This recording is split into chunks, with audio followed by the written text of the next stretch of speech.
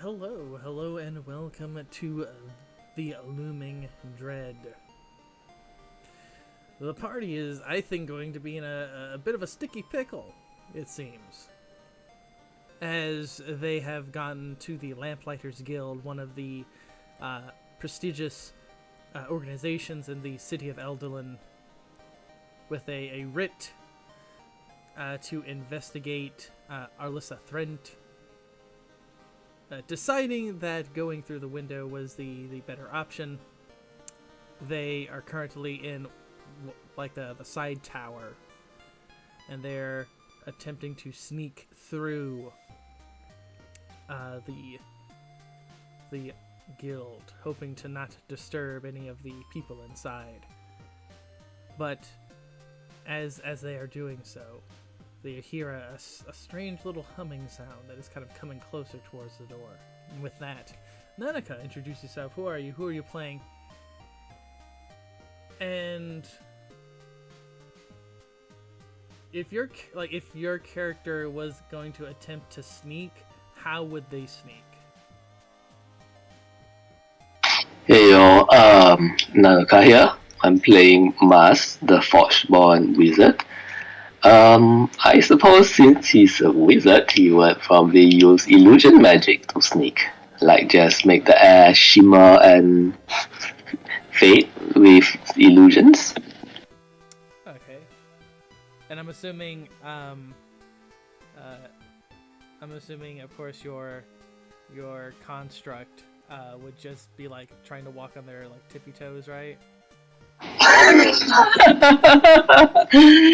It'll probably be illusion too because but there's a funny side, yes.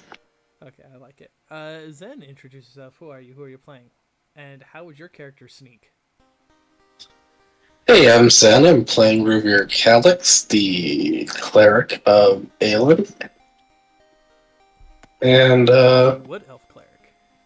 no, I don't roll good enough to be a wood elf. He would probably, like, if they were outdoors, he would make sure to, like, drag reeds behind them to, like, obscure their tracks in the mud, and all sorts of, like, natural things to help dampen the sound and leave less tracks. Okay. And, Zure, who are you? Who are you playing? And I'm pretty sure I know how your character likes to sneak. But hey everyone, I'm Zoe. I'm playing Salas Delrose, the undercover agent in the Night Warlord's court. I mean, everything Salas does can be sneaky. He's sneaky incarnate at this point. Mm-hmm. Yeah, I don't have a lot to say on that one. Yeah, I think it's just like I see Silas as like solid snaky. Hello. Hello, Mega. Introduce yourself. Who are you? Who are you playing? And how would your character sneak? Since you guys are basically in a sneaking mission right now. Hello, I'm McDraco. I'm playing Raphael, Paladin Necromancer. As for sneaking, I mean, the man's in heavy armor. He's not. I mean, yes, but...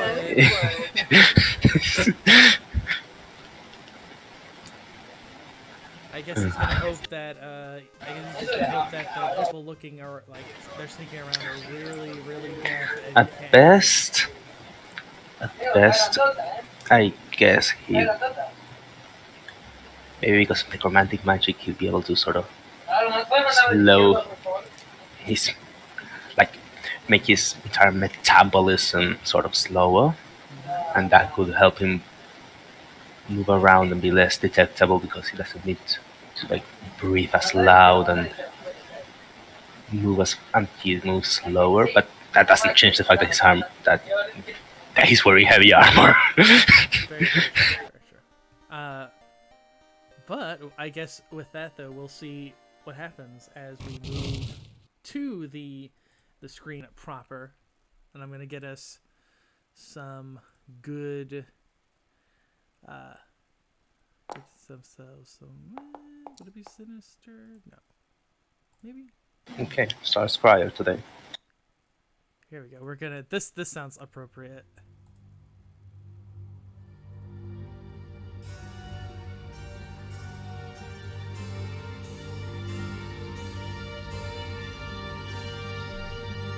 So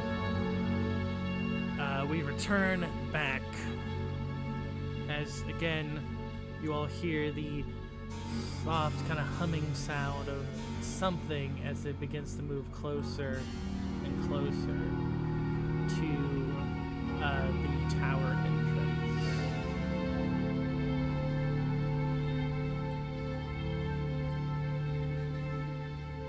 Is there a lock on the door?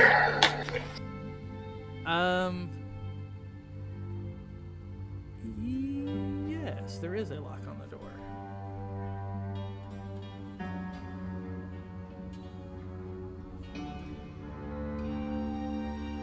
But again, you hear the humming. Salsa lock the door. As the door, you hear. I'm gonna hide behind this table. I'm gonna squat, get down on my hands and knees. All right.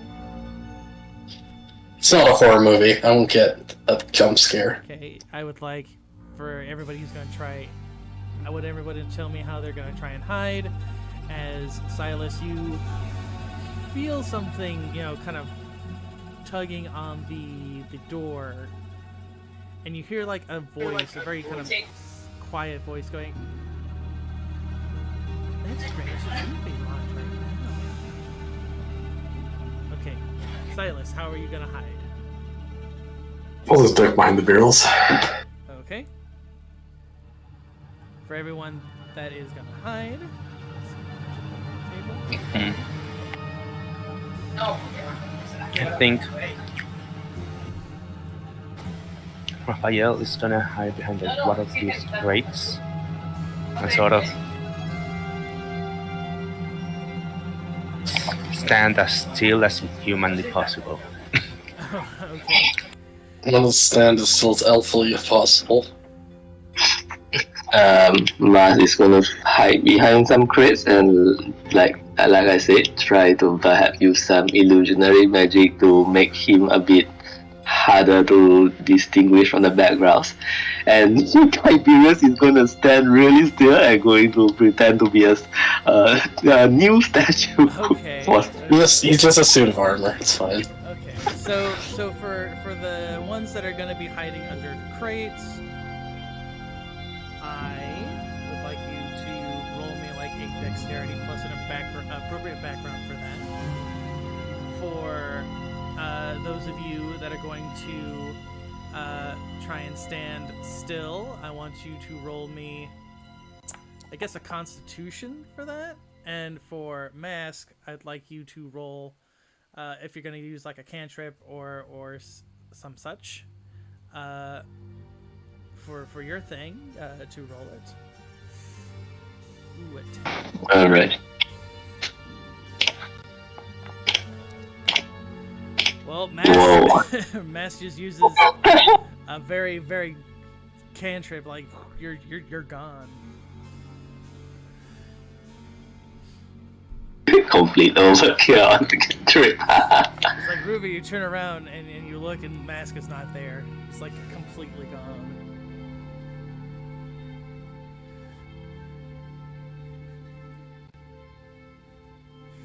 Ooh, uh-oh. Well, Uh-oh. as is to be expected in a stealth check Yes. by the paladin. Oh, yeah.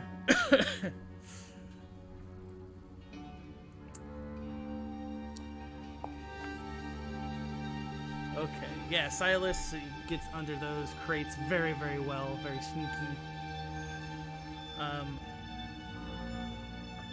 The door kind of stops moving for a few brief moments, and then you see like this small little figure kind of go right through it. Mask, or anybody, if you want to investigate it, it's going to be an intelligence, as this is an arcane creature. And I'll pop it lovely. for you guys to look at again. Yep. Let's go.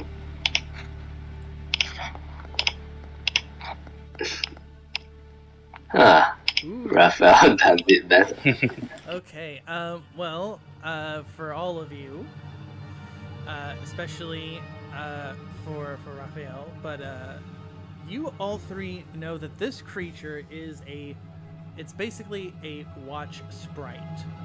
It is a summoned creature that is used a bit like a guard dog in a sense, except that they're kind of weak. They basically patrol places, and they basically try to make sure that people who aren't supposed to be there aren't there. If they see people that are not supposed to be there, they make a lot of noise.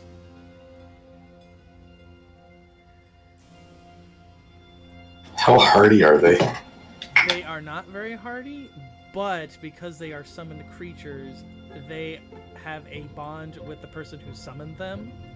So if, for example, you were to kill this thing, the person who summoned it is gonna know something happened. How about perhaps stealing its sight? If they're asleep, would they still know?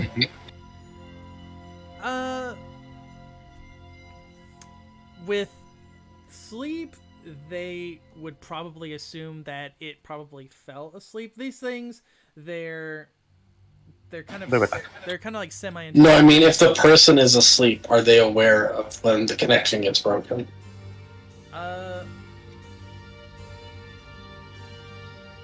I'm going to say no. They have to be awake for them to actually feel it. Okay. It's still a gamble.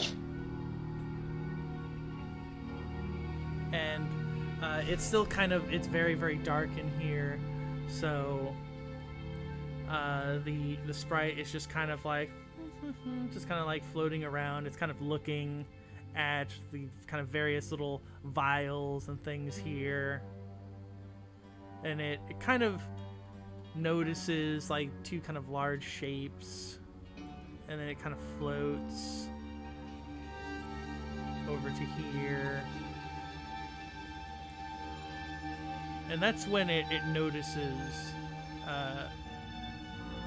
Raphael. Oops. And it kind of points at you, and I'll just say up front, like, intelligence-wise, this thing is about as smart as like a small child. And it goes, "You're not supposed to be here." Yes, I am. Roll me an intelligence for that. Would it be Intelligence? I mean, not intelligence. I'm sorry, charisma. Charisma.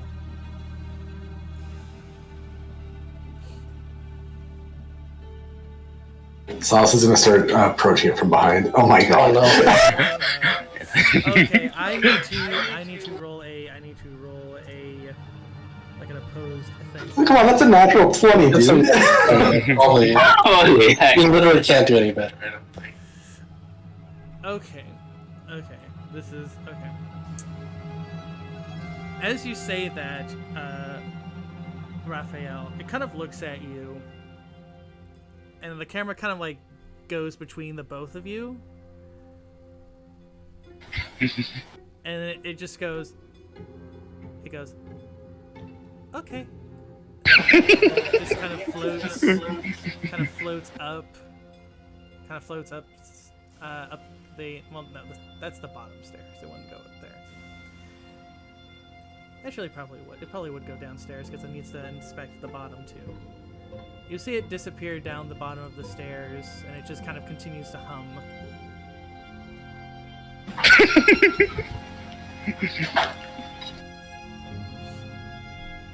But I'll say up front, it probably won't be down for long. So if you want to skedaddle, you might want to skedaddle. Okay, so I'll slip to the door and basically slip out.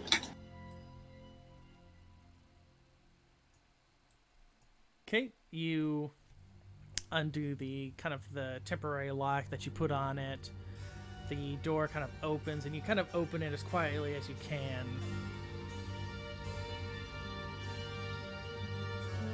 you see, very kind of nicely put in wooden floors. You see wooden doors on the side of you. And you see a room here, and you see a way here, and a room here. But you can kind of get that from like a basic kind of view from where you guys are.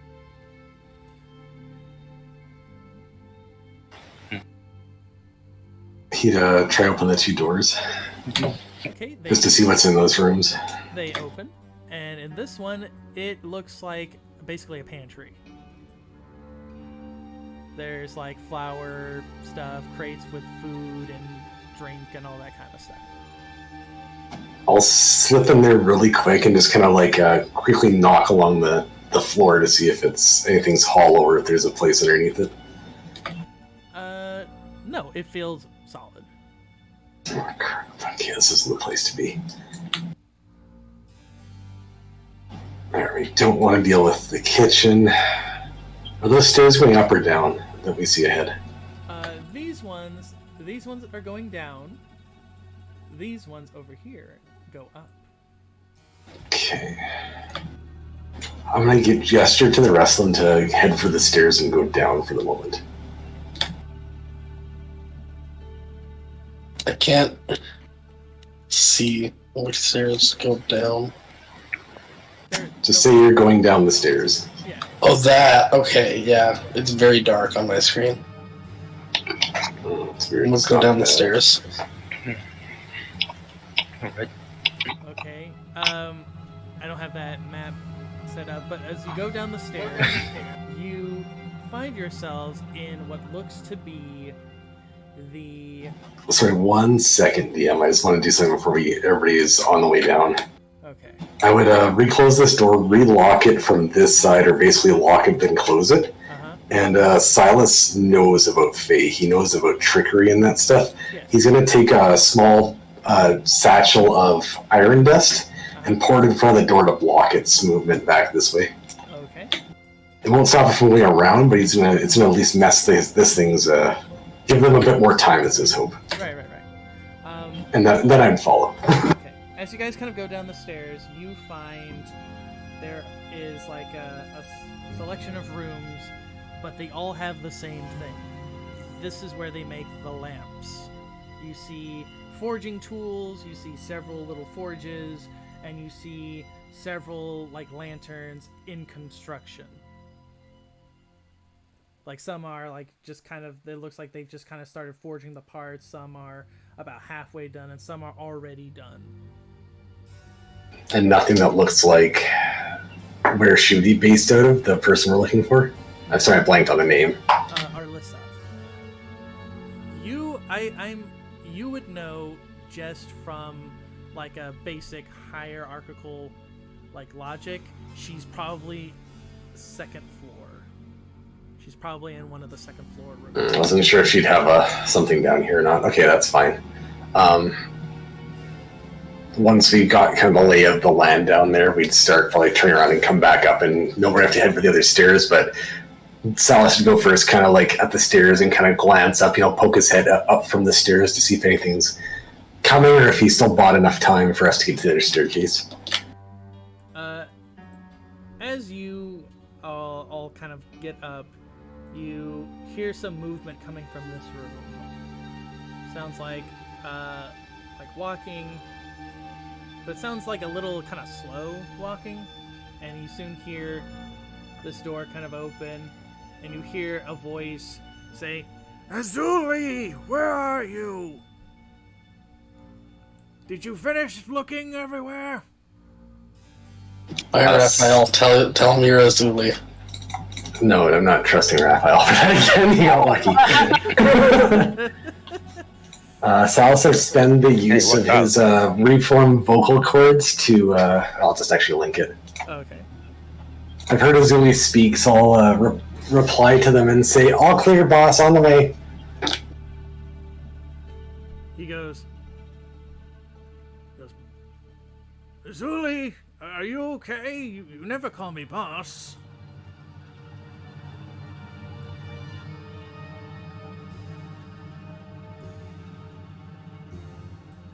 I tripped on some iron, sorry.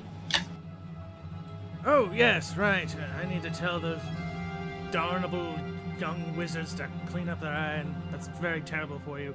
Well, don't touch any more of it. I'll be over there in a few minutes. I'm almost done with my paperwork.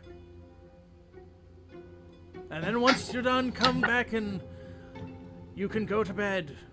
It's already late in the night. Thank you. And you'll see the door will shut.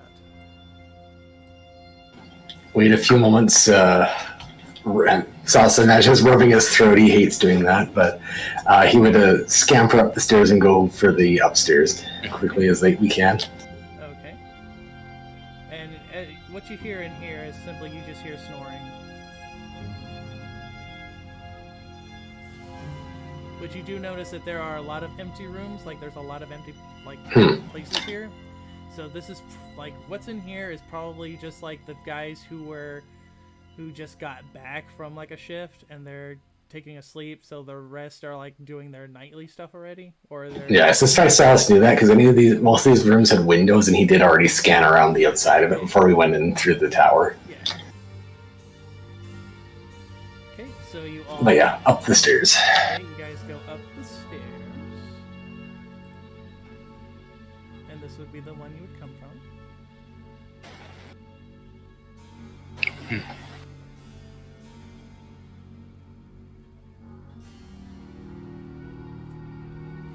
As you kind of come, you see that there is a room next to you, and you hear a few more kind of sleeping noises.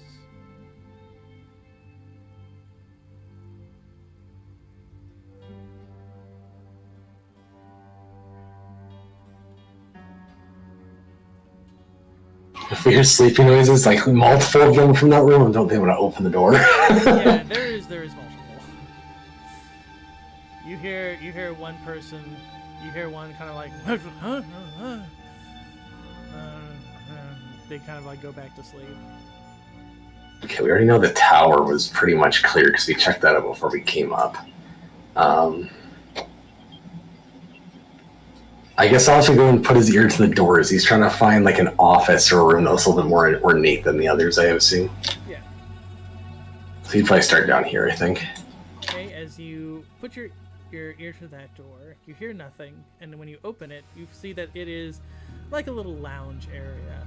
There's some chairs, there's a nice little carpet, a little fire. It's kind of like a magic fire, so there's no threat of it actually like burning anything down, so it's kind of allowed to kind of keep going. Yeah. Alright, reclose the door quietly, you know, with a little click, and then check the next and keep going. Okay, what about everything else? What are you all doing? Just standing still in the hallway, so I make less noise. Yeah, same. Silas, as you get to this door, you hear nothing behind it, and when you open it, you find that you can't. It's locked. If there's nobody in there, it's not what we're looking for. Also, move on at that point.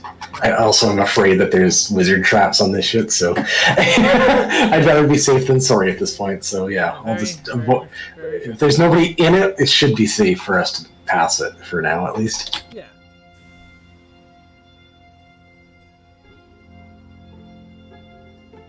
Same deal. Quick listen. Try doorknob and look in if we can. If not, move on. Yeah, it just looks like this, like these ones here.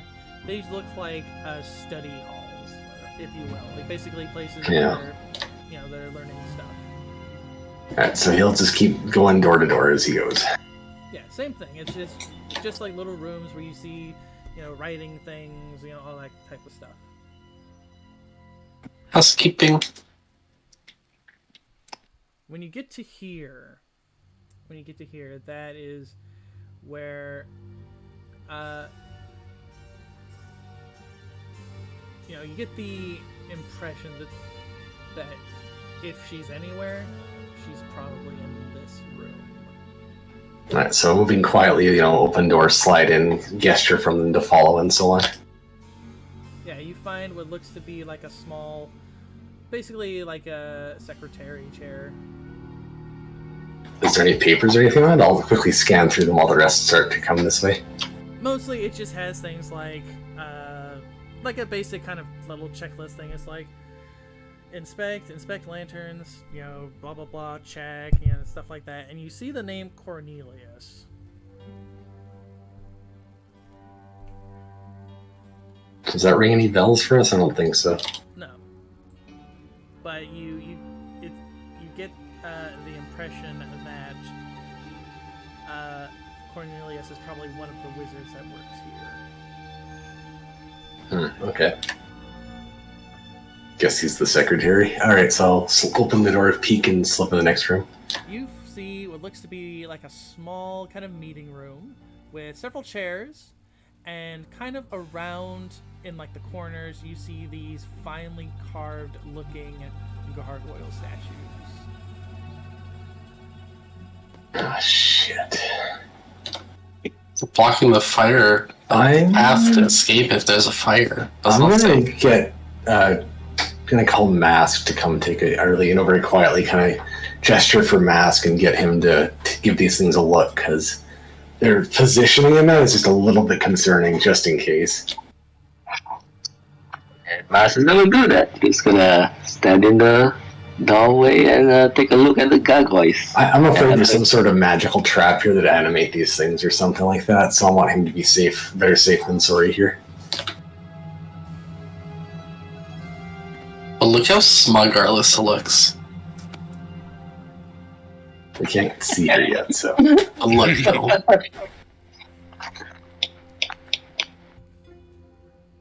Okay, so Mask, if you want to kind of magically identify, that's going to be, of course, intelligence and background. Also, I think you guys haven't rolled your icons yet, so... I have. Oh boy. My luck has run out. Ooh, Mask, as you kind of inspect them, you know, kind of going through all your little kind of notes on gargoyles and your own kind of magical trainings, they appear to your wizarding eyes to just be normal gargoyles. It is kind of weird that they're all placed in there, but wizards, as you know, are weird. And it's probably like a power tactic. Well, I don't see anything out of the norm. Gargoyles inside around a meeting room is normal to you? Oh yes, I think this is the style back in the old age, you know? Solid size. But yeah, aside from that, you see a shut door here. I'll tell Mass to remain in the room for a moment. I'm going to try and slip around just in case. Okay. And then I'd try to quietly sneak around the edge of the room to the door and listen. Okay, give me a dexterity and a sneak background for that.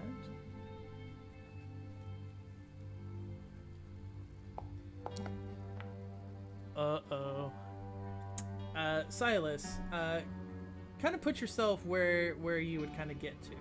I feel like you would kind of get around to, like, there, right? Probably around there, yeah. Yeah, as you get to there, you step, and you do hear a sound.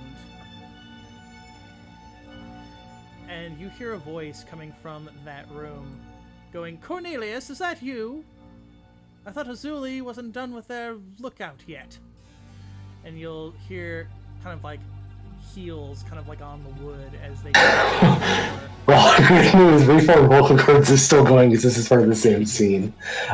So I'll imitate Cornelius's voice. Yes, it's me. We have some visitors.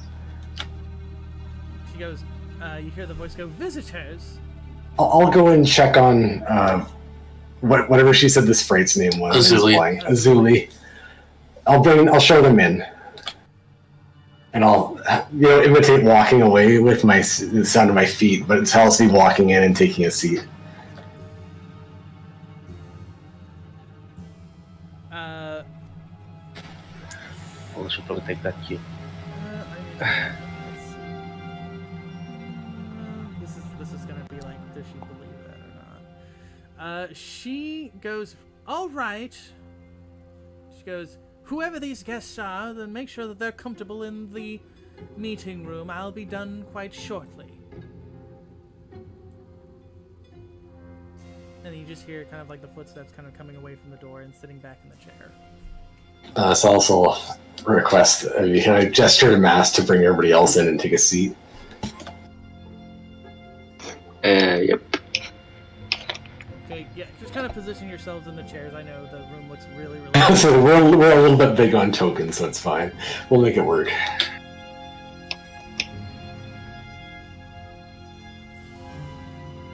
Well, it kind of makes sense for it to be kind of a cramped quarters anyway, so it's okay. Yeah. A few moments kind of like pass, and then you hear the door open, and then you see this woman. She has fiery red hair. She is wearing kind of like the garb of the Lamplighters. You know, she has the insignia on like her right shoulder. And she goes, "What is this? Who are all you doing here?"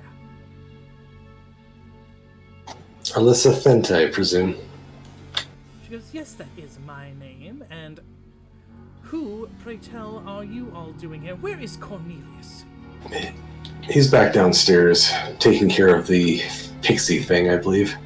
Thalos will stand and offer her the letter from the guard captain. We have some questions for you. And she goes, she takes it from, like, she, like, literally grabs it from you, and she looks at it, and she goes, "Again, you did not answer my question. How did you get in here?" Cornelius showed us in. She goes, "That is a lie. Cornelius would have told me right away if there were any guest to be presented here. Do not lie to me, boy."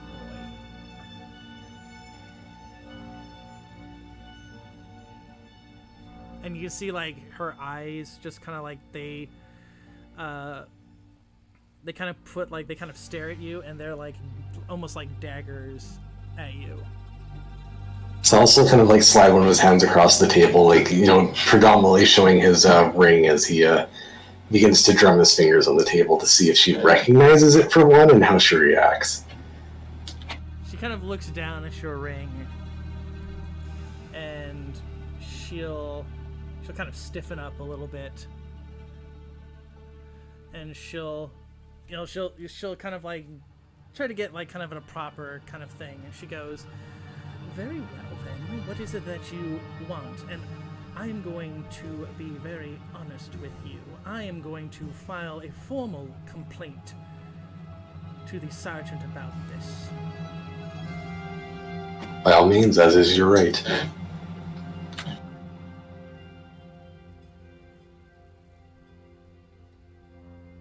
And so she kind of waits for you guys to speak.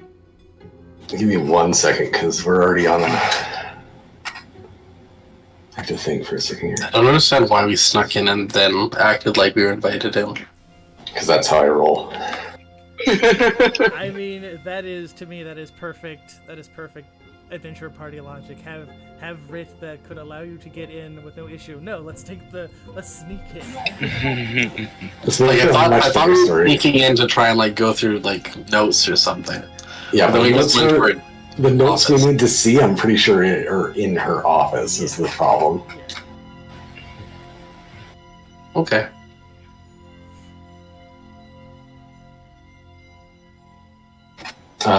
Sorry, just give me a second to think about how I want to word this. Okay, as again, she just kind of waiting for you to answer.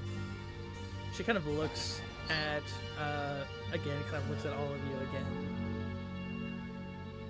and you see her kind of like rub her chin a little bit, and she goes, "Wait a minute, aren't you those people that saved Hawker Square just a couple of months or so ago?" Was it months ago, DM? I think it was at least like a month or so ago. Okay, I can see that then. In game terms. Adventuring days is a little weird sometimes. Sometimes, Mhm. sometimes it is an actual day. Sometimes it's a few days. Salas would incline his head slightly to that and say, your name came up among some documents. Help me out here, DM, because I'm blanking on the name. Landon. As you actually roll me, roll me like an investigation, so like a wisdom or intelligence, whichever is better for you.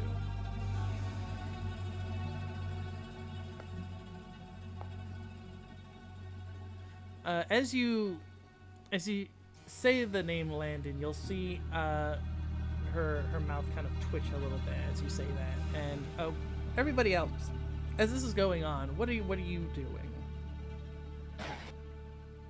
Like, how are you kind of like presenting yourself to her? I'm admiring the gargoyles. Yeah, you like hit one of the gargoyles like chins. Ruvir, Raphael, what about you two? I think I'm kind of like somewhere between looming and inspecting her, like her face and mannerism. Okay. I'm just watching her to see what she does and what she says. Okay. I don't trust her.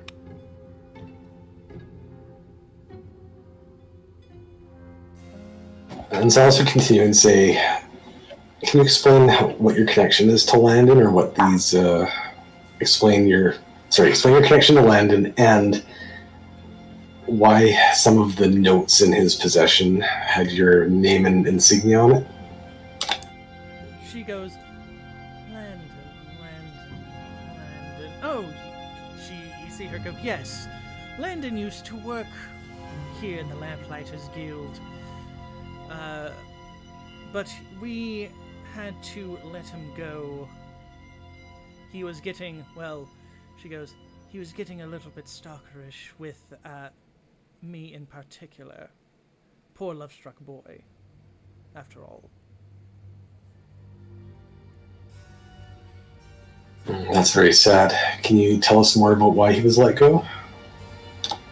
She goes, well, he was dedicated, of course, to wanting to understand our, the abilities of the Lamplighters, the arcane fires that are our staple after all. But he just did not have the spark of it, if you will, that propensity for magic. No matter how much he studied, no matter how much he tried, he just couldn't measure up to our standards, unfortunately. But again, very, very passionate young man. If only he wasn't so almost borderline obsessive with it, if you will. She kind of smiles at you. When she mentions the obsessive part with it, is she talking about towards her? Does she seem to be talking about towards the magic? Ruvir, if you want to do that, again, like a intelligence, wisdom, like if you're gonna like do like a insight, if you will. She goes, well, it was a little bit of both, I would say. Again, she kind of shows herself. She's not bad looking. She's a little bit thinner, but I mean, she's like not, I would say she's like a 6.5. But and she goes, but again, I think he was just more interested in me because of, my position in magic, of course. Wanted me to be his private tutor for things, but I'm far too busy for romances and tutorings. Ruvir, as you hear her speak, something about it, like her saying all that, again, it feels off, like she's not being very honest with you. I'm gonna Phoenix Wright shuffle my papers while I look for the evidence, so I can say objection. Okay. Salas would continue and say he had some questionable object in his possession. Do you know anything about Isolde?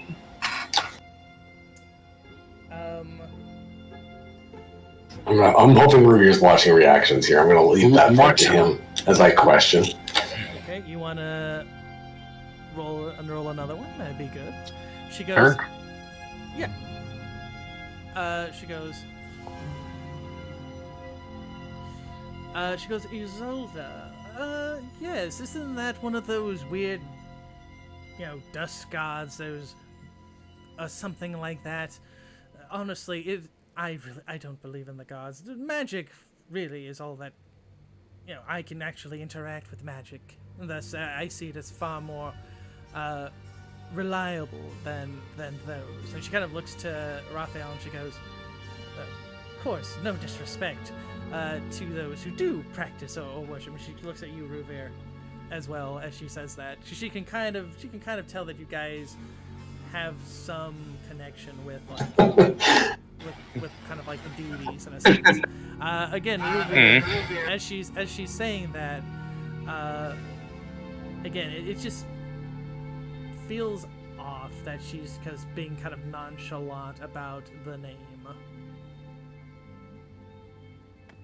It's a shame. We were trying to decide what to do with that staff we found.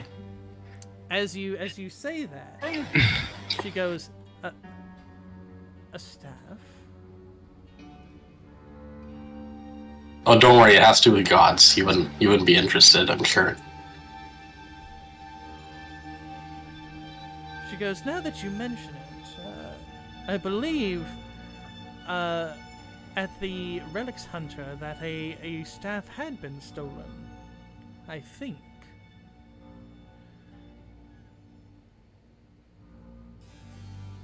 Izan's just trying to see if she's trying to get the staff. If she, asks about how where it rare is. was that? She goes, oh, well, that is very close to where we are.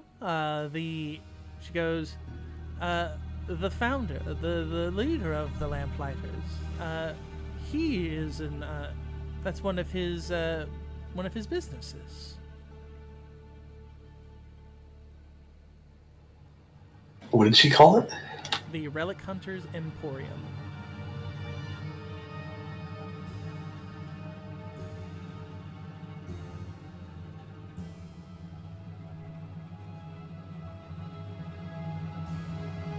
Was there any resentment from, blanked on the name again. Landon towards you after he spurred your advances? She goes, well, I'm sure, to some degree. But, when it comes to such things, we always attempt to have things end on good terms, if you will. I mean, of course. Any more than any, disgruntled employee would act, I suppose. I had heard that he had gotten a job, actually, at the Dead Vaults, actually.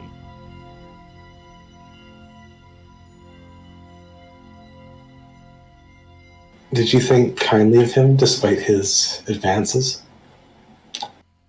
You see her kind of chuckle a little bit.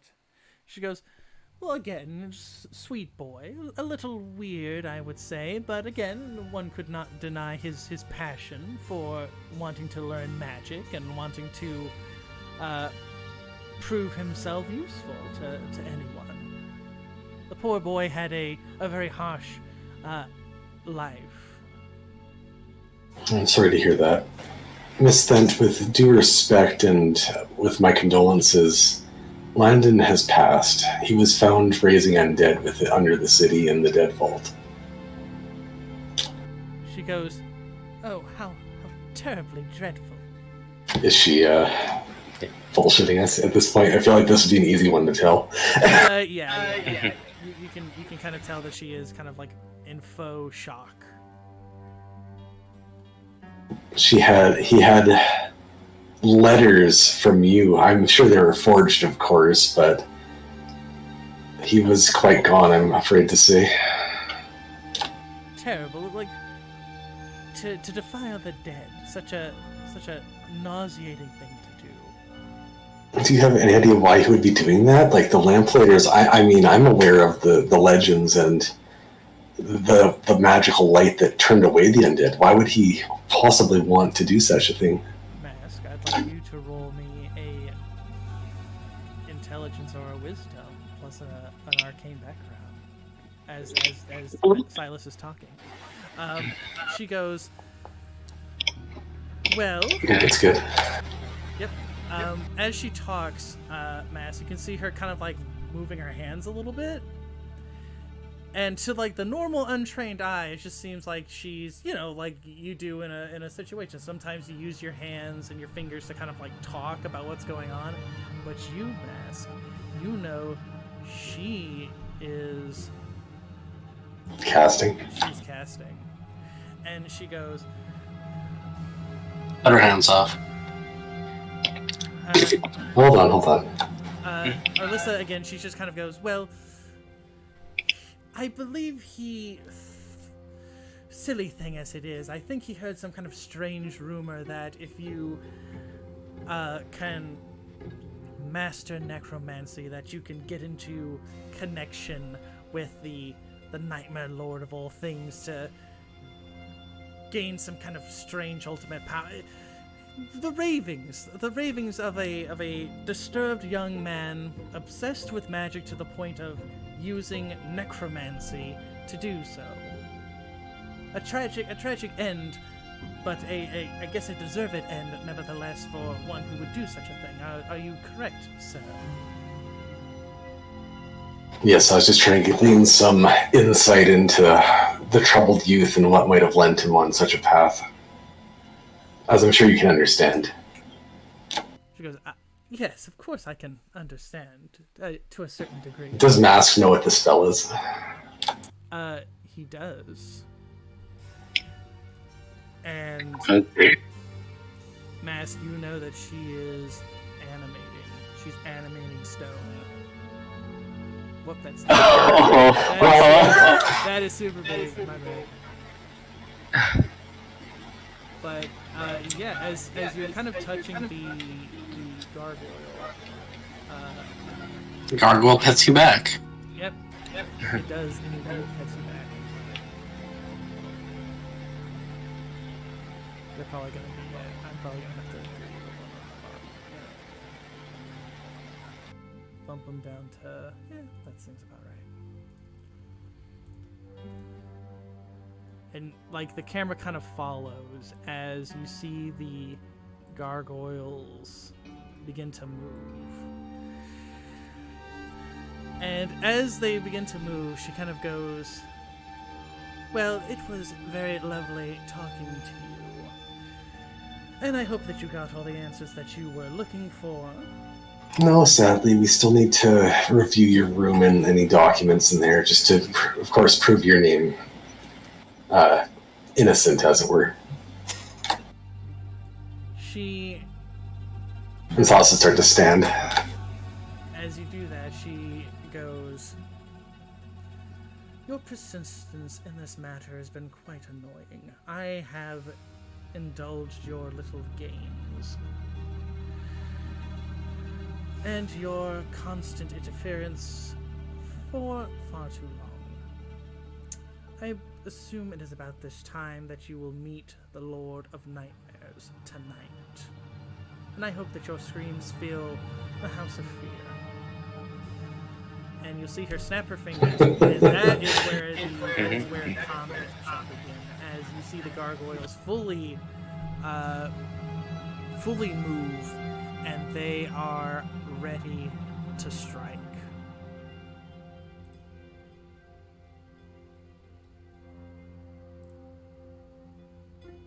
Said you should have cut her hands off. That might be a You're bit. not the site, get to it. Raphael's in the way. I can't join the encounter yet.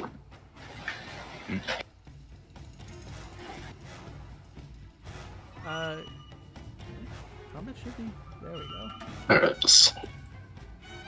I don't even want to roll initiative. I feel like it's going to be a 3 somehow. Ooh, Raphael. Okay, not a 3, I guess. Okay. Oh, now the wizard is going last. Well, not last. Lower than usual. Wow. Wow. Oof. Oh no, oof is oof, right? Okay.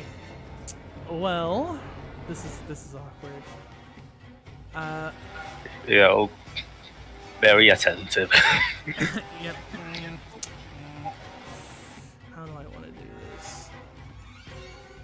Okay, this one I'll do it like that, and then the other two I'll have them go.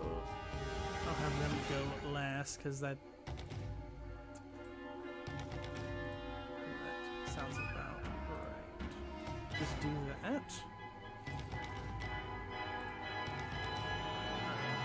Turn that on for her.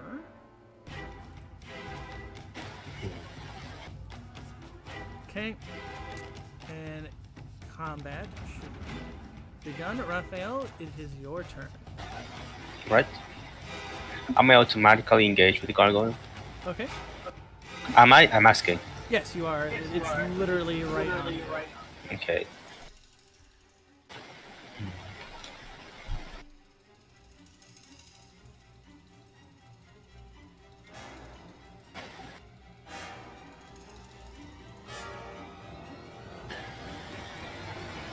Okay, I'll summon my blasphemous watchdog to my side. Okay. Columbra. Okay. So yeah, you kind of send out a thing of shadows, and Umbra pops out of the ether. Oh, sorry. Super. Oh, he did. He undid. He did. He redid. He just throws a pile of bones on the floor. There we go. Slump. Oh. Come forth, Umbra! Like, Clatter. no, he goes, Umbra, stop playing dead. You just see the bones reform.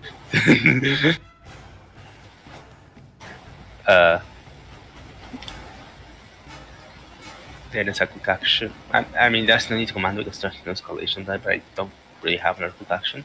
Okay. So Move anyway, up into the mage's face, I don't know. I tell him, but don't let her get away. Okay, you just see him turn around. Let's see if oh, because I don't think I have that module on it. But he'll turn around and he'll just kind of growl at you. And then that would mention, so at the end of my turn, I activate my haunted sword. Okay. So that attacks to attack by a frizzy gargoyle. Okay. Ooh, So 26. I do 6 damage against the gargoyle. Nifty. Oh no. Nice. Good hit. And then Umbra will attack Arlissa. Okay. Oh, she does get, because of Redeemer, she's gonna get a 3 bonus to attack. Okay.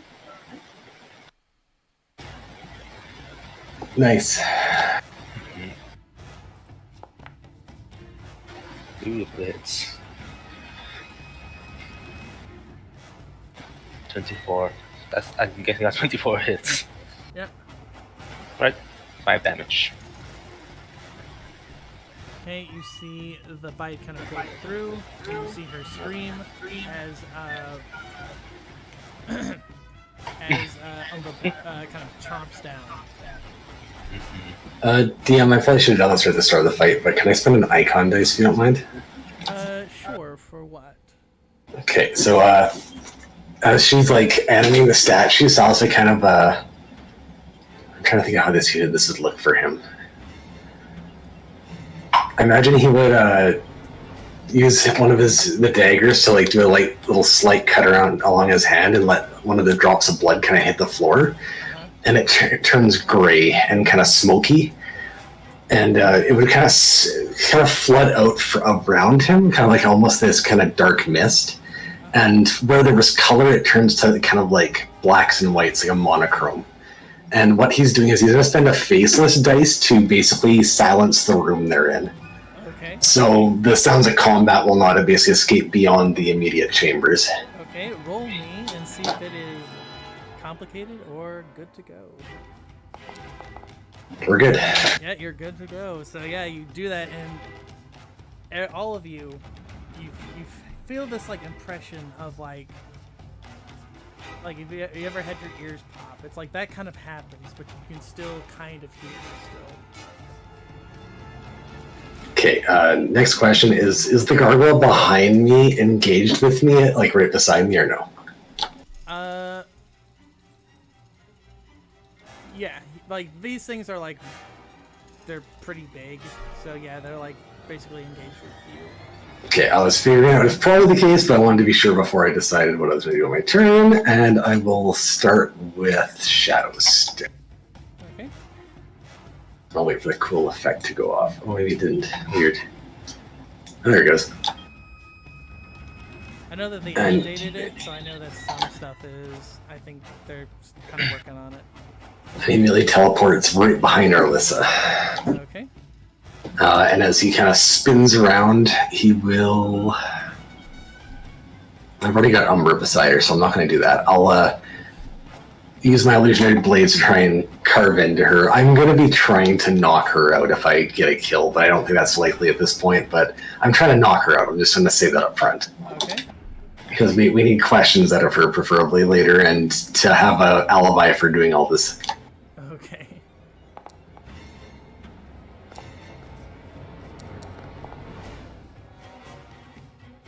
No, that's a miss, unfortunately, but she'll take 5 from the miss still.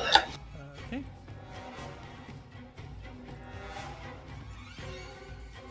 And I'll say that's the end of my turn. Okay. What is it?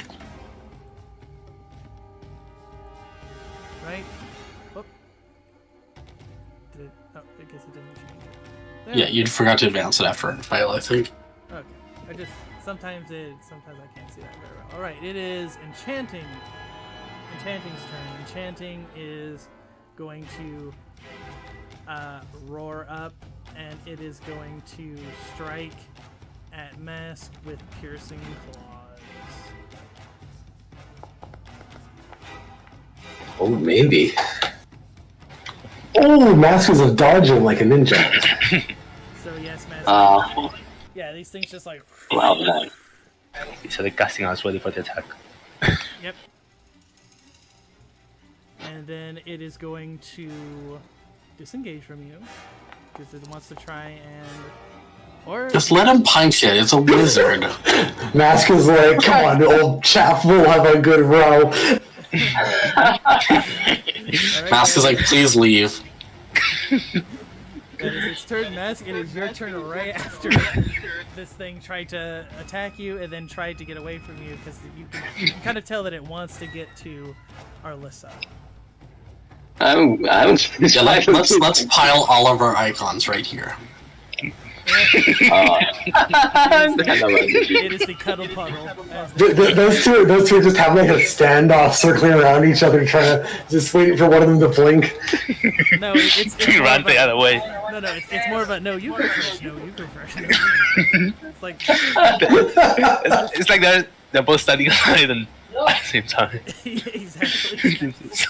It's like that. It's that very awkward thing where you're like, oh no, you go first, and then you go at the same time. You're like, oh, you're trying to figure out who wants to go. It's when you're trying to pass each other in the hallway and you both keep going to the same side Yes. instead of just one person waiting. It's just horribly awkward.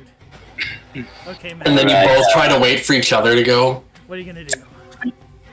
I'm gonna bounce a lightning bolt around the room. Oh my god.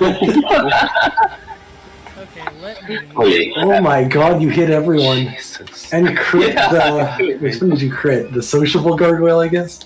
Okay, I need to check all of them I don't first. know if they're in a rough line, but Because I mean, bouncing. The In a gargoyles group. have this, so I need to check and see. it says melee attack roll. Is it? Yeah, this is a Oh, spell. So it's what? Okay, well, at least you know they have that. Okay, so all of them take. Okay, who got the crit? I'm assuming it's Sociable gargoyle. Sociable. Okay, so It's the one that's bolded. okay, that one. Okay, so that's what 66. 66. Yeah. Oh, Yep. Not even 6d6. the poor thing explodes. Oh no. So this one got 33. Yes. Yeah. Basically for each other bucket. Okay, he got 33. This one also sadly explodes. You see, she is going to do this. Is she counterspelling? Uh-oh. So yes, as the lightning comes to hit her, Oh. you'll see her kind of do her hand, and you'll see like like a spirit actually come from it, screaming as the bolt hits it instead of her. We'll see if I reroll the attack. So whose damage is getting reduced? I assume it's the ghost she hasn't summoned yet. Yeah. Yeah. Alright, Mask, reroll your attack and get a 20 this time. Okay. Earlier. Oh, Ah. that's not. Oh. That's You not rolled bad. That's unfortunate, but nicely It's still half damage though. Yeah, it saved her a lot of damage, to be fair, though. Yes, but she can only do it now once per round.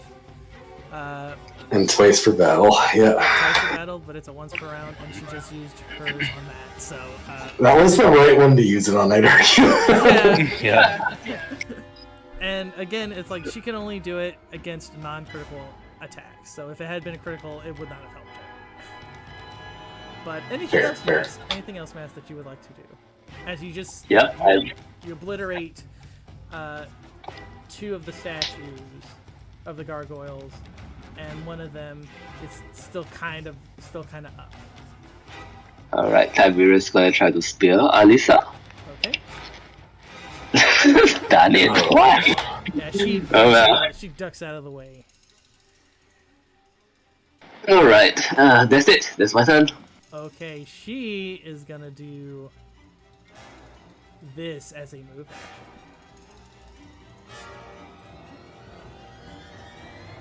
Oh. Yeah, that checks out. So she's there a moment, and then you see her teleport, and she teleports over here. Now let's see. She is going. You guys are kind of in a group. Whoops, not Umbra. She is going to release the Screaming Ghost Skulls attack. Oh no. Oh. Well, That's a natural one to start, though. Oh, and a natural 20 to follow. 20 And a 2. and a 2. Who got the crit? Who got I think it's Rubier, wasn't it? yeah? Yeah. So I did less damage for each of those. Yes. 4, 6 on going. And that's for everything that she would do. So the force, the ongoing, negative energy, all of those, if you were hit by those, you would drop it by 1. Oh, I see. So it could have been worse. It's still not great. Ruby's got like a crap ton of one going on right now. She is double strength, that's why she is really, really strong. Yeah, that's fair. I mean, when we knew we were coming in to fight, see her, that we had it was probably going to I'm devolve gonna into a quickly fight. refresh the page because I'm not getting the icons properly. Okay.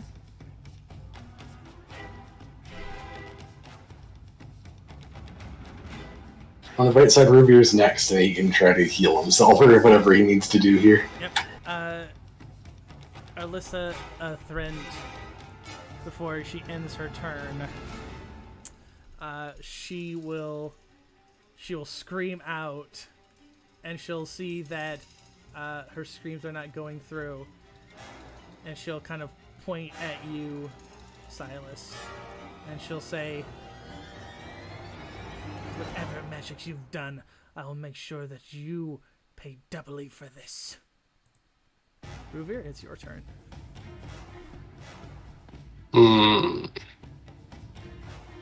Thinking.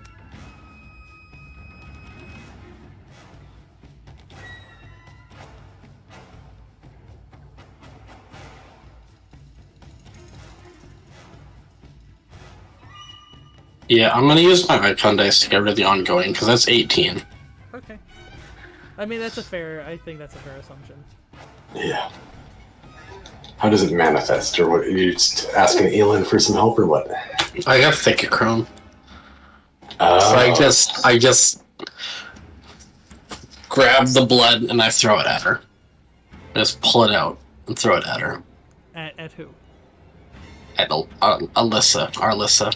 Okay, so yeah, you throw it at her. Where do you throw it at her exactly? Like the face? The eyes. Face. And face. Okay, so yeah, you throw blood in her face, and she kind of, grunts and screams as you kind of fling it at her.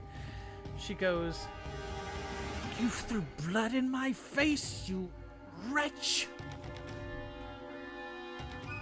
Yeah, I did. I'm gonna do. She goes, "Who does that? Honestly."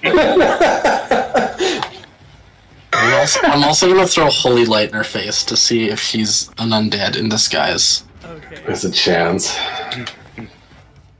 Everyone we keep running into seems to be an undead, to be fair. Do I get to reroll? Is she vulnerable?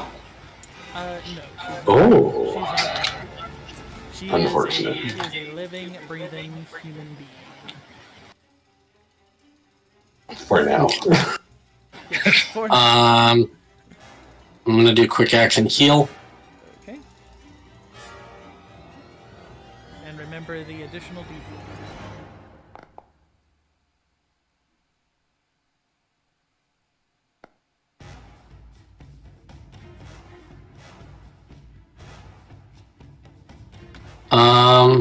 Close with her. I don't think I'm allowed to do that.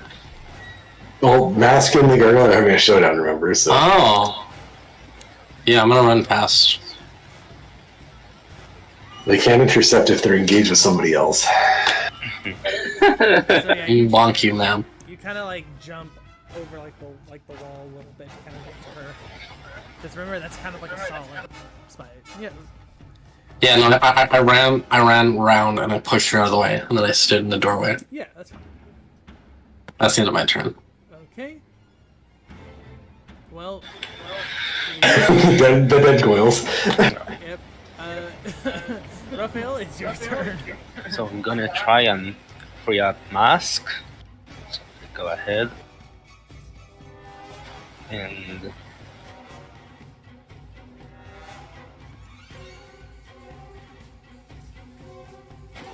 smite the gargoyle.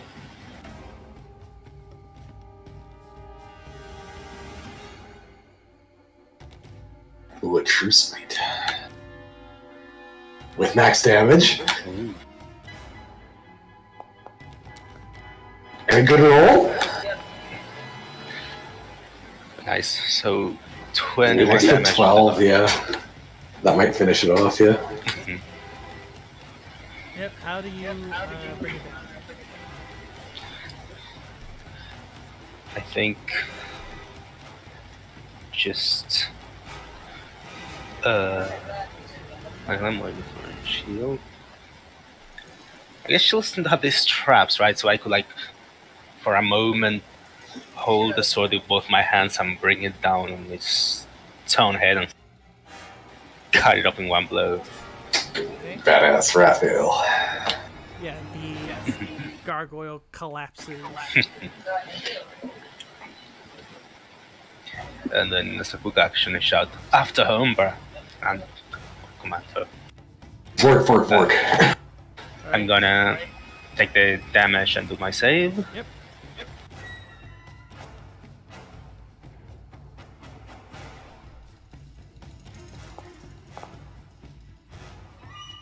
Very nice. Yep, you are no longer taking that negative energy.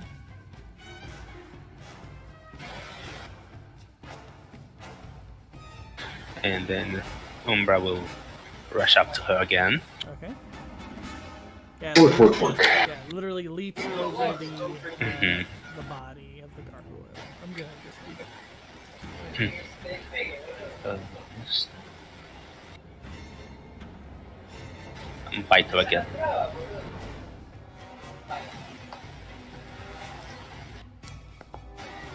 Oh, well. yeah, she just kind of brings her hand over the way. That's my turn. Okay. Silas, it will be your turn. Alright, well, Silas is going after her, so he'll kind of jump off the table, kind of flip off, kick off the wall, and go at her with the daggers. Okay. Everybody just... Sorry, this is not a big map, but you get the idea. Yeah, you do like a super cool like backflip.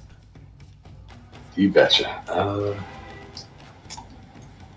Is she right after me, or who? We got a couple. No. Okay. Let's do acrobatic assault this time, because she saw through the illusions far too easily. Oh, my dice are not being friendly today. That's probably a miss too, actually. Yeah, unfortunate. Oh well, 2 damage.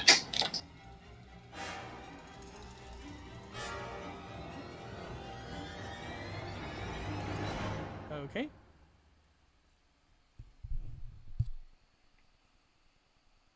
Anything And else? that's my turn. Okay, with that, it will shift to mask. Alright. Well, there's only one fellow left, so time to just use my slots for AdWords, I guess. Yeah, I'm going to Ray of Frost. Whee! Oh, that's... Oh, that's pretty low. yeah, but the damage is pretty crap. Yeah, it rolled pretty low. Oh well. 12 damage. And I guess getting a bit cramp, but I was gonna say, we're all barreling around her, yeah. Let's see, that's like what, -3 to disengage? Yeah. Hold on, no, wait, hold on. Oh yeah, I'm going to choose or whatever too. Yeah, -8. I mean, she can still just teleport. Yeah, I know once she more. can teleport Once once more. oh no, what happened to my did your thing crash? no, but I seem to be missing one of my macros. No problem, I'll just change it. One. I hit by He hit. He did crazy. it. Good job, Tiberius. It was just more like he kind of awkwardly poked her. Yep. It's like he poked her in the butt and she went, "Excuse me," and he just kind of like shrugs. Boink. Alright, that's my turn. Okay, she is going to do her last jaunt. I'm actually going to spend my other icon dice since I doubled up this time to interrupt that, calling upon the power of the Elven Court. The High Elves that have the power over teleportation will deny her teleport. Okay. Right, D6. Yep. Are you kidding? Okay, something's backlashing me. Okay, let's see. What is a good complication for that? The power is going to backfire into Silas and daze him. How about it? Sure. We'll go with that. So, yeah, like, you see her kind of teleport, but she only gets to, like, right here. Like, really, literally right on top of the chair, like, the table. As, like, you see kind of, like, this, like, magic kind of, like, pulls at her as she did this. And kind of keeps her in place. And she kind of snarls. And she will use her staff on Ruvir as like vengeance and completely miss.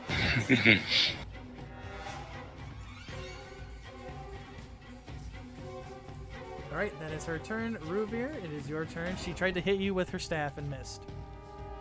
Rude.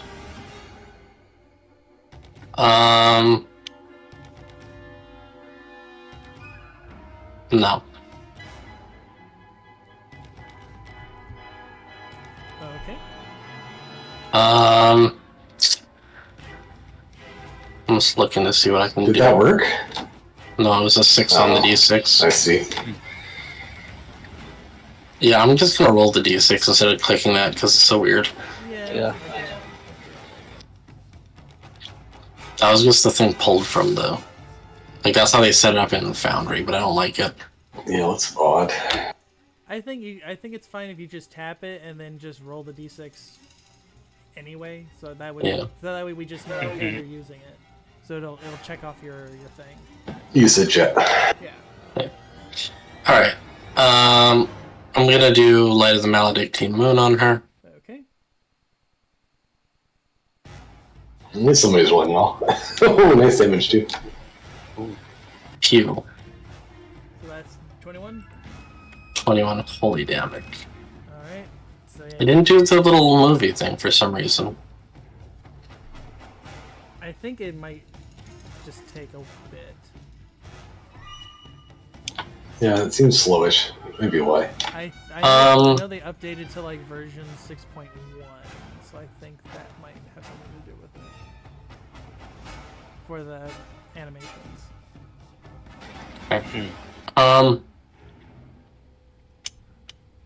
Quick action. Okay. I'm gonna kick the table out from under her. Try to make her go prone. Okay. So I'm doing a... What's it called? Dicey stunt. Dicey stunt. A dicey stunt. Okay, so it's a strength check versus her PD. And I'm gonna pop Ben bars and lift gates. Okay. Hey, this is overkill, but go for it. Listen, she's a little nerd and she deserves it.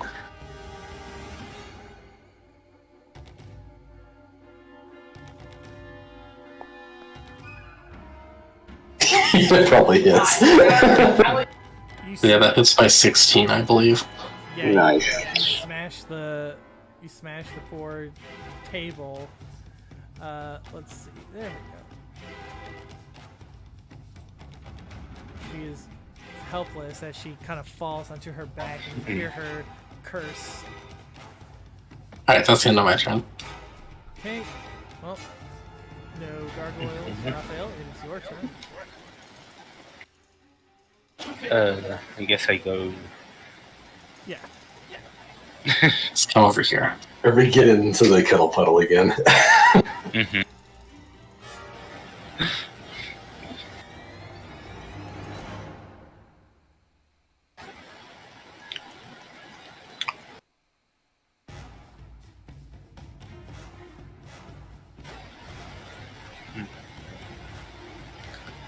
I was aiming to like keep her alive.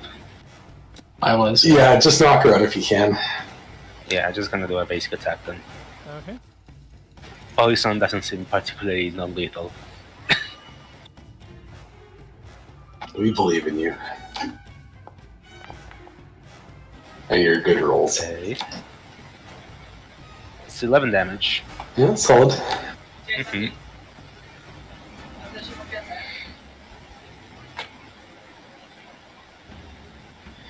And then of course back comes the bite. Work. Oh, I do command him.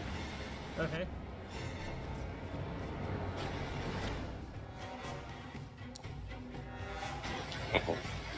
Oh, nice, that hit. Oh, actually got her. Well, +2 because of escalation, so we can put 5 damage. So yeah, he's biting on her arm, and she's screaming. It's like those police videos where you see the dog like biting the person's arm, and they're just like screaming and trying to get it off. Raphael's like, stop resisting! Stop resisting! I was about to say that. In the other game I play, one of my characters just bought a nightstick, and that was my immediate thought. I'm like, I can do that. Anything else, Raphael? No, that's my turn. Okay, Silas, it is your turn. As she is on the ground, and she's being bitten by Umbra. Yell the old stop resisting, try and smack her with the butt of the dagger. Okay.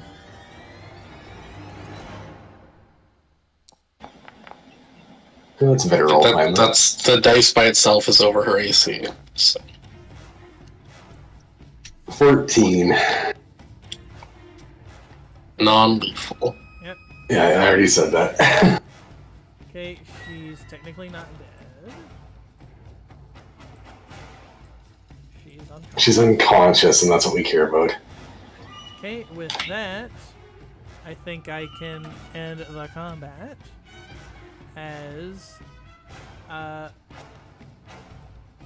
she is no more. Well, she's still there. She's just sleeping. Raphael, if you don't mind, please remove her of her weapons, spellcasting implements, and all that. Salas is going for the door to lock it and basically jam it locked so we can explore. Take our little bit of time to examine and go through the documents and see if we can find good proof for this. Okay. I'm gonna take a bunch of thread, and I'm gonna tie all her fingers together. So she can't do any somatic components. Is this the crone telling you to do this? Yeah. I mean, if the crone would probably just say take the fingers, but I'm being nice. She goes, take the fingers. That's where the marrow is at its sweetest. God. Did she actually say that? Yes. Because I'll roll a will save. Yes, please. You hear her say that in your ear. Nope. Okay, which finger are you taking? I mean, I'm not gonna eat the finger, to be fair. I don't know. Which finger do you need the most for somatic components? Mask? With mask, no. Yeah, mask with mask. The fourth finger. Alright, I take that one. She screams bloody murder as you cut it off. And then I sacrifice it to the thicket crown, I guess. Yeah, you see it just kind of like dissipate into like ash as you do it. That seems excessive. She's gonna teleport away if we don't. She literally already teleported twice. Okay. Right, so if you guys are going to investigate her office, you can do so. I'm gonna watch her. Okay, you see tears kind of streaming down her face from like the pain of you cutting off her finger, and she starts. I cast heal on her. I feel bad. It kind of cauterizes the finger, so it's like the wound, if you will, but it's like she's still missing that finger. Yeah, no, you lost your finger privileges, ma'am. You simply hear her yelling about, what you guys,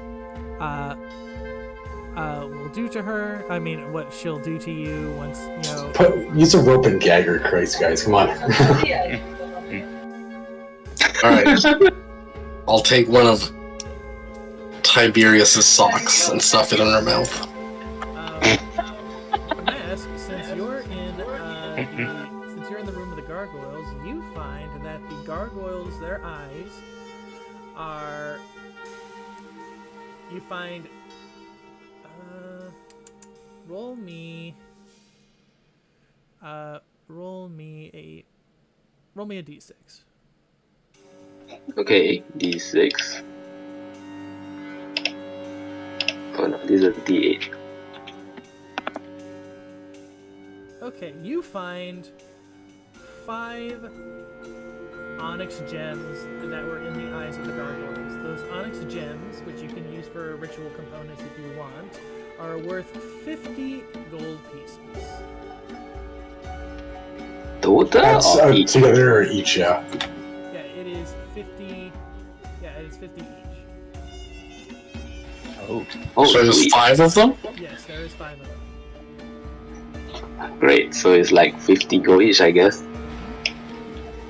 and 50 for Tiberius.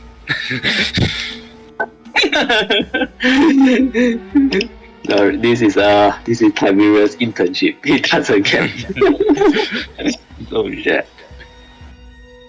Okay, Silas and Raphael, as you guys are kind of perusing through,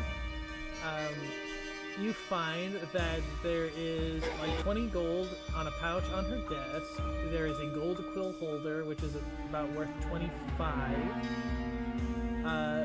Ruvir, you find that she has some nice pieces of jewelry, such as these kind of like jade thumb rings, which are worth 40.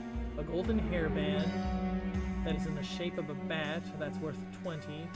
And a thin gold bracelet that's worth 60. She's alive. I'm not stealing Yeah, like jewelry off her. I'm yeah. just saying you observe that on her, and you can kind of ascertain, oh, that's actually pretty valuable. Are they magic? I will detect Yeah, magic. like we're looking for items with Is there any magical items on her? necromantic stuff. Roll me an intelligence. Sure, it's not wisdom, maybe? Or wisdom, sure. I'll also be looking for items with like specific items with like any sort of necromantic magic. Okay.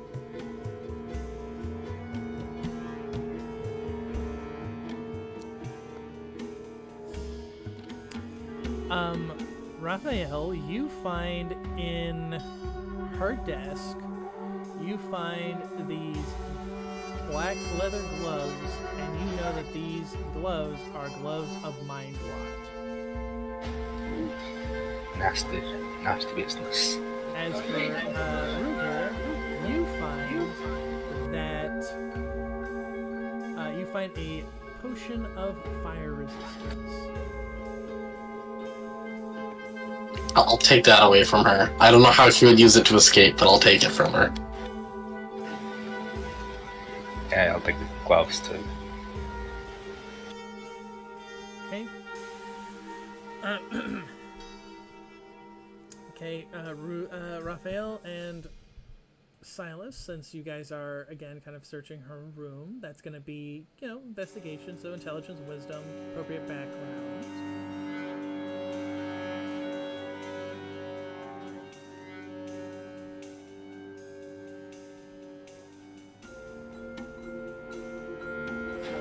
Roll to see if you find anything incriminating. Ooh, okay. As you guys kind of scour through, you see various letters. Most of them are just like your normal business stuff, like how many things of metal they have to get for the lanterns and stuff for like the festival, blah blah blah. It takes you a tiny bit longer, but you do find in this kind of out-of-the-way place, you do find a letter.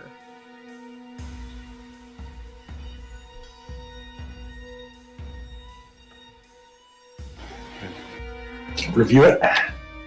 Yep, you pop it open, and you see it says, Arlissa, all is prepared for the attack in the square.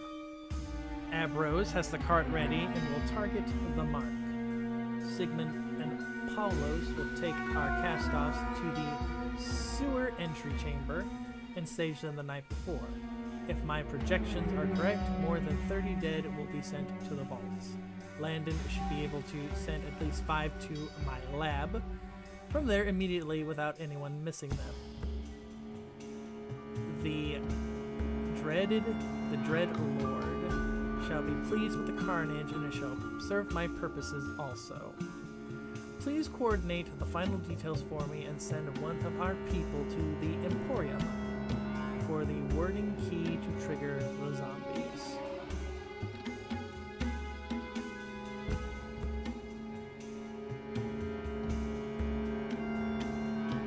No signature, no name?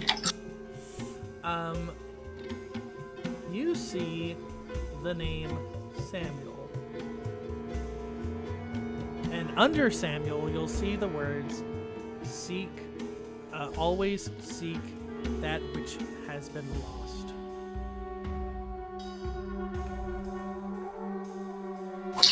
Can I do the trick I've done on the other ones to check if there's any hidden messages in the shadow or whatnot? Sure.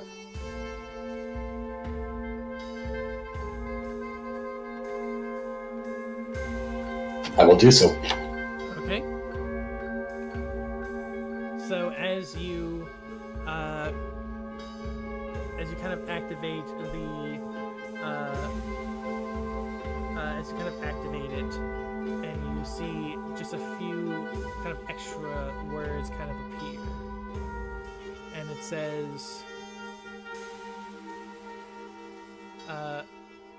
"Those meddling."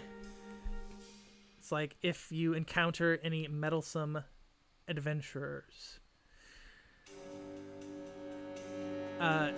If you are investigated by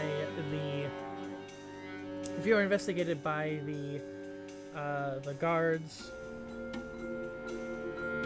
you will take the noble sacrifice for our leader.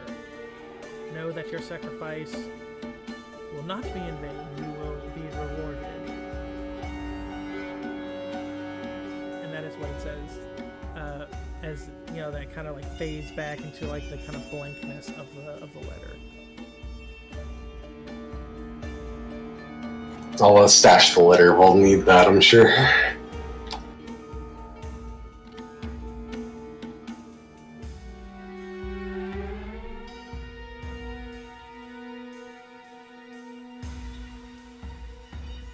It's also doing another glance around the room to see he's not missing anything, but he's pretty happy with what he just found, so.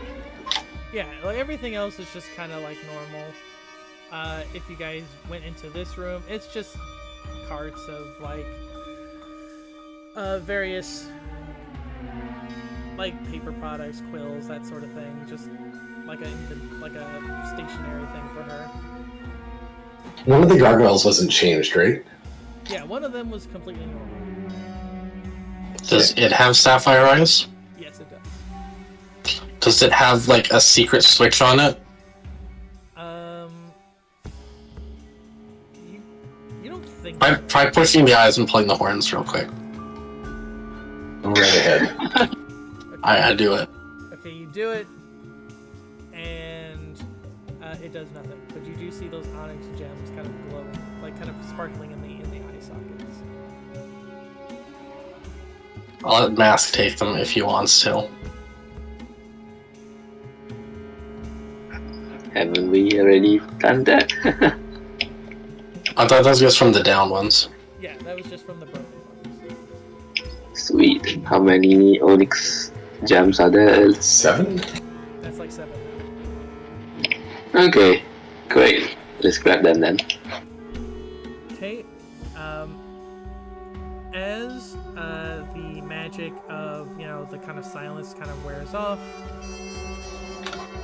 you begin to hear footsteps kind of coming towards. How high up is this floor?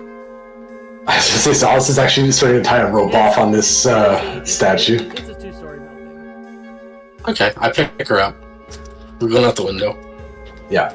Okay, Silas, roll me your dexterity, appropriate background to get everything kind of set up so you can get down it. Pretty good. Yeah, you kind of tie like a very, very kind of quick rope together, and you kind of kick the window, not enough to kind of break it, but enough to kind of like cause it to pop. Swing it open? Yeah. And then you'll hear a voice say, "Lady Arlissa, is something wrong?" Raphael, grab her, let's go. I already picked her up. Oh, you did? Okay. We're going. Alright, let those guys go. Oh, we close and lock the door over here, and then I go down. Okay.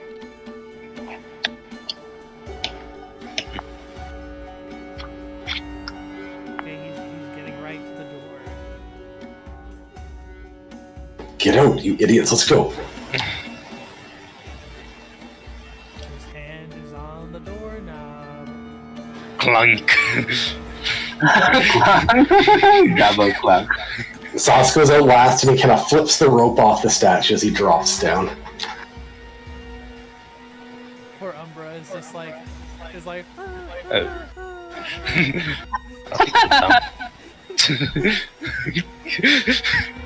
Then he opens it up and sees the smashed table.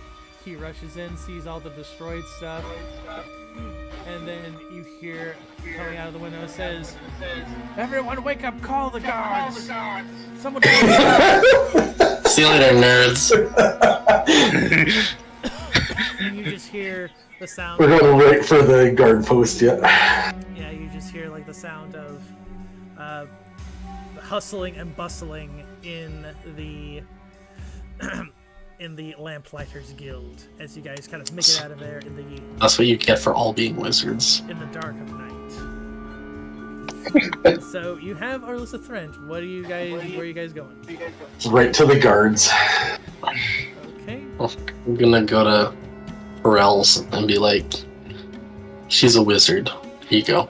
Okay. So I'll move us back to the prison. I'm assuming that's At this point, if Perels has betrayed us, we're screwed either way, so... Okay, so you guys kind of rush yourselves in. Same deal, we're just walking in like we own the place. Arlissa over Revere's shoulder and all that fun. I dress Arlissa up like a silver shield. Oh god, we have the guard armor too! Okay, so yeah, how do you plop her down? Right on his desk. Yeah. Sure. The sergeant just kind of looks and he goes. He just kind of goes, what is this? She attacks the necromancy, here's the proof. She's on their side. She literally confessed and said she wanted, like, the Dreadlord to eat our souls.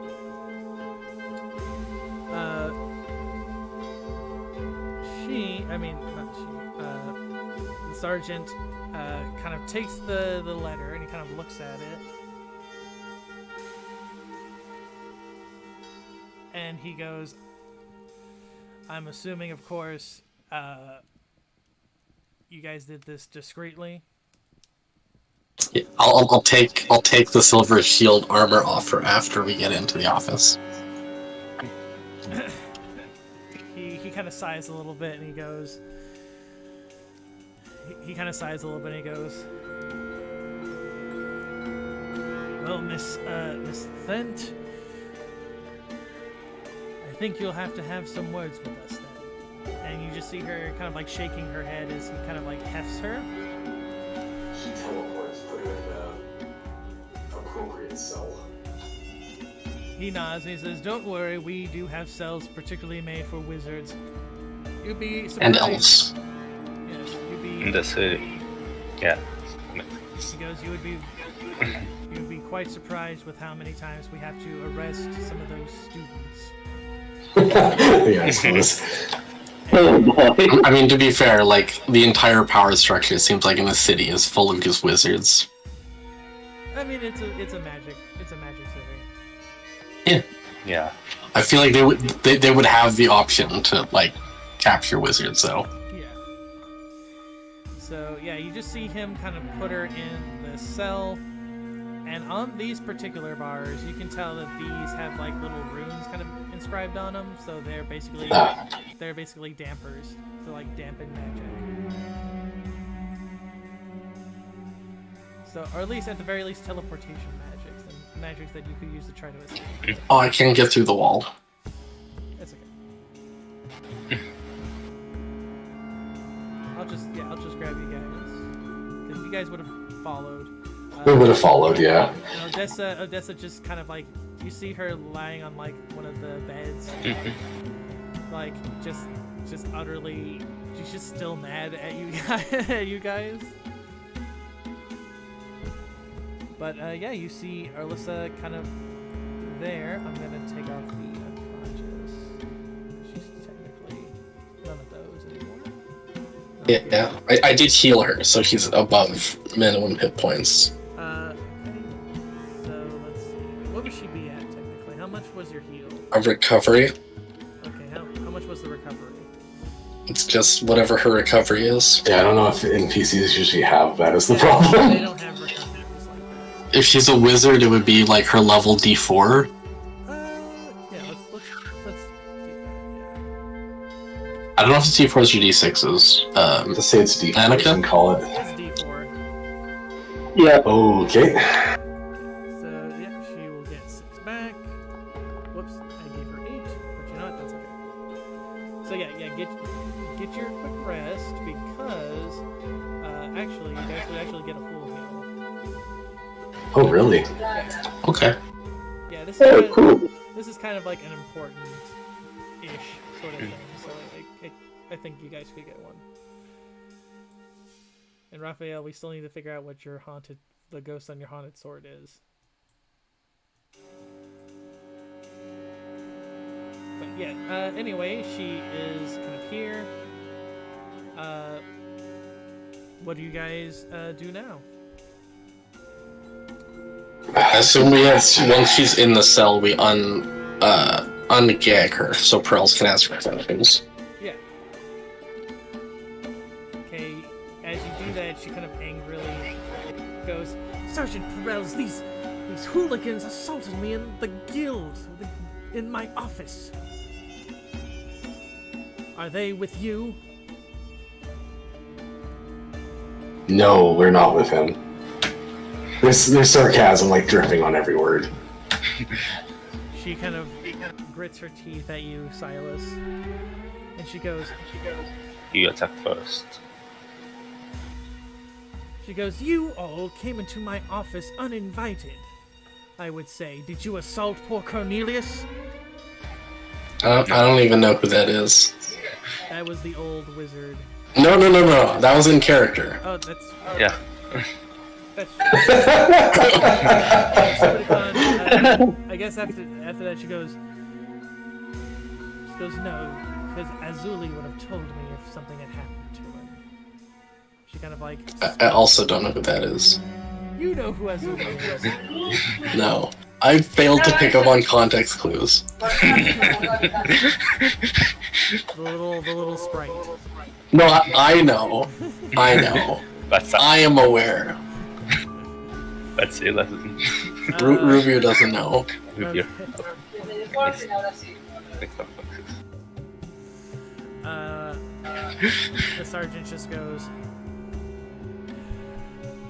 whatever their intentions or not, Miss Thrent. What say you about this evidence that they found on you? Also, you confessed. She goes, I confessed to nothing in particular. You literally said you were going to feed our nightmares to the Dreadlord. We were all there. She goes, so? She goes, so what? So what? Just because I love Satan doesn't mean I'm evil. She goes, hold on. You'll see her kind of like move her robe a little bit, and you'll see the symbol of the Nightmare Lord on her heart. But you can see that it's not like a magic one, it's like kind of like a carved, like a tattoo, if you will. It's just a heart with Satan in the middle. like when people have mom. She goes, yes, I serve the Nightmare Lord, he who devours dreams and spreads fear and decay. So what? That's not exactly against the law now, is it, Sergeant? Necromancy is not entirely illegal in some places. I mean, we also showed you we had a writ to come into your office, and then you attacked us. Yes, after you literally bursted into my office. We didn't literally burst in, we were sitting in chairs. You told us to take a seat, and then you attacked us. She goes, Got it. Sergeant, who are you going to believe? These sellsword hooligans, or a person that you have personally have communicated with for many, many years? You know that the Lamplighters Guild is a prestigious organization. Do you honestly believe anything that they are saying? I'm gonna look at the sergeant. The sergeant just kind of rubs his eyes a little bit at this entire situation. Put me in the circle of truth, Chief.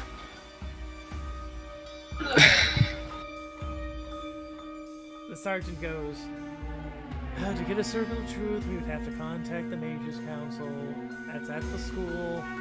Oh, he's just kind of like, he goes, this is going to be so much paperwork. They are going to bust my balls 6 ways to the new moon.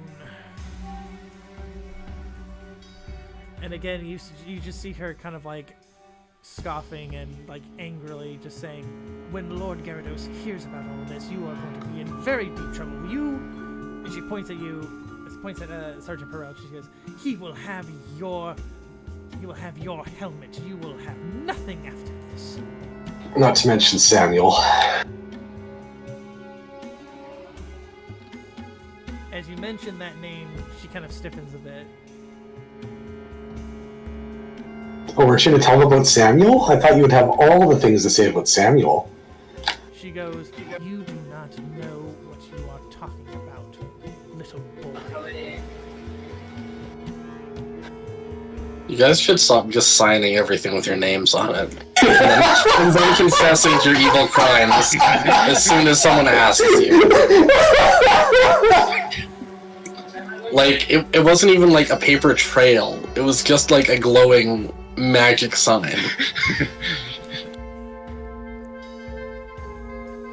She goes, you will get nothing else from me. And you see her just plop herself right onto the bed. Not even a noble sacrifice? She goes, oh yes, I would gladly be a noble sacrifice. But you are not going to learn anything else from me. Torture will do nothing. And the sergeant goes, Miss Thrent, we are not going to torture you. We're not. Yeah, we're not. Silas is going to. He sighs a bit and he kind of tells the other Silver Shields that are there, he tells them, please, just keep your eye on everything here. I need to write a letter. And you just hear him muttering about like that he's gonna get so fired for all of this. This is his idea. What are you talking about? He didn't want you guys to. I can't get out of this room, just so you know. Should be able to, are you not? It was too narrow when I tried through. Okay. Yeah, it says I collide on this one wall. Okay, I guess take me to Prell's office, because I'm unable to burrow. no, it's fine. Yeah, let's all go to the office. Okay, you're gonna go there. Okay, so who's staying with Arlissa? Not me. I don't want to watch. I put on my earpods so I can't hear, in case Silas does a bad thing.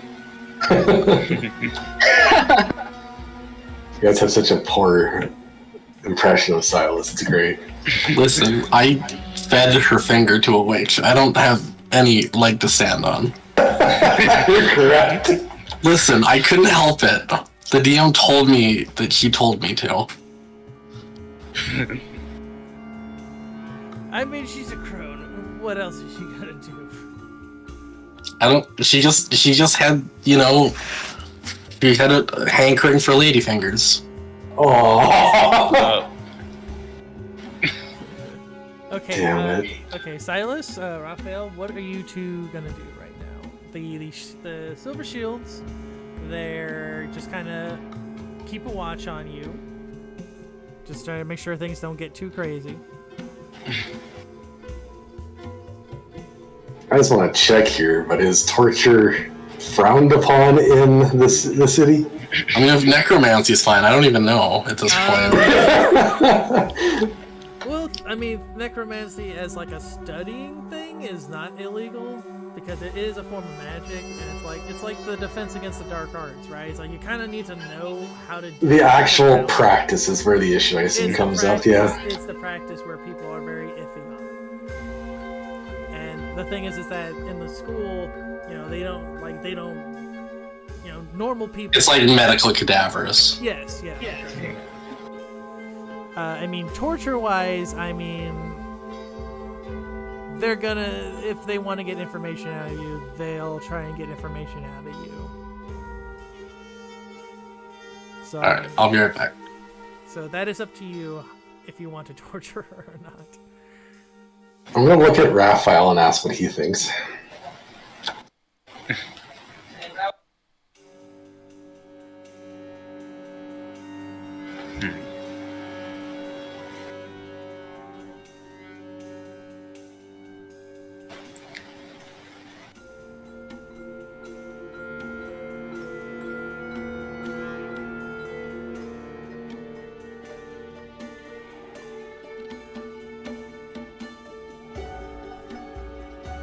Thinking.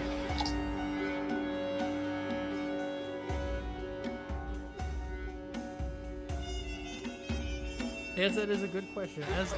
You're a paladin, but you're kind of a dark paladin. So, so what is Raphael's view on like torture?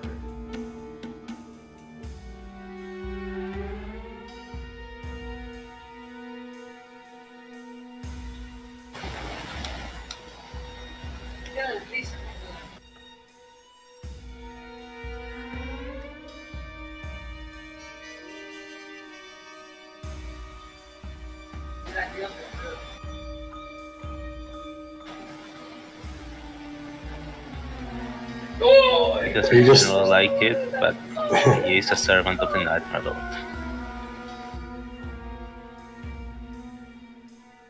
So he thinks, okay. Yeah. Okay, so okay, as this is kind of going on, Mask. Ruben, Yeah. What are you two doing as with Sergeant with the sergeant?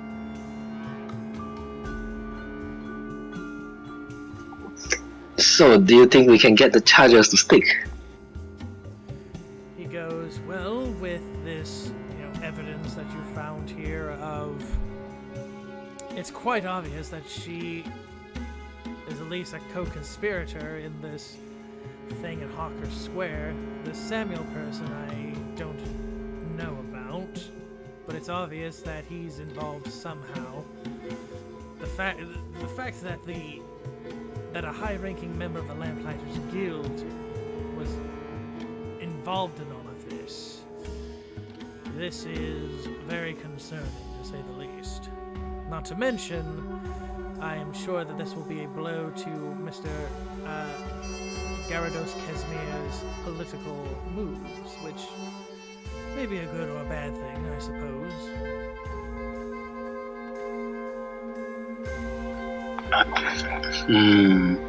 Is there no one important named Samuel in this city? Anything rings to mind?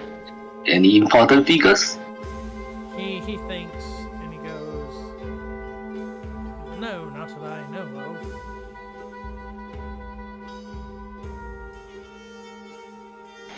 Confound it. I suppose we shall have to pick up the trail somewhere then. He thinks for a moment. He goes, perhaps,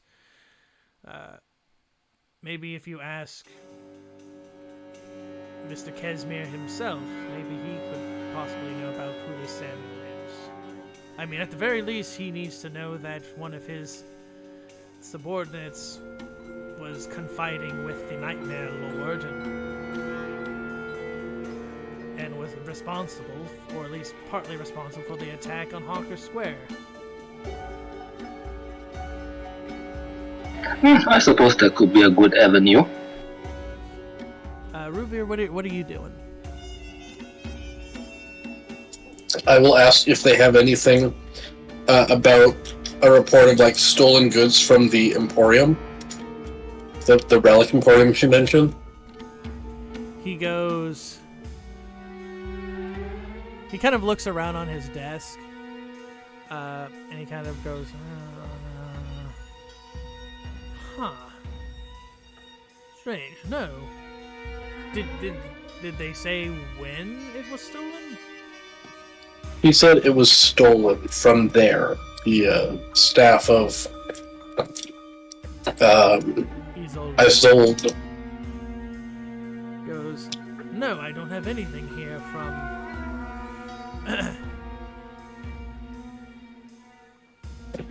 So she or someone in charge of the magic shop mistook it, I assume. Yeah.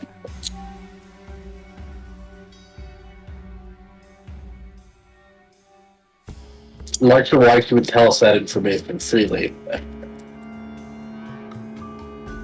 Okay. Maybe something to look into. Is there you wanna go back real quick? Whenever. I don't have to interrupt. Okay. Silas is pretty sure he's figured this out at this point. He just said that to mess with her a little bit. Okay. Okay, Raphael. What about you? Do you have anything you want to ask her? Or... No, I follow Silas. Actually, no.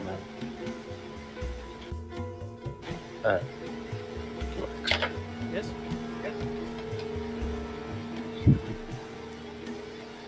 Okay. So yeah, you all kind of pile into the office.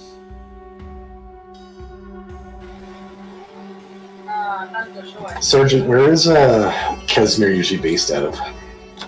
The Relic Hunter's Emporium. That's his shop. When he's not doing his duties at the Lamplighters Guild, of course, he usually left it to Arlissa to do those things, I suppose. Does he live out of that location or no?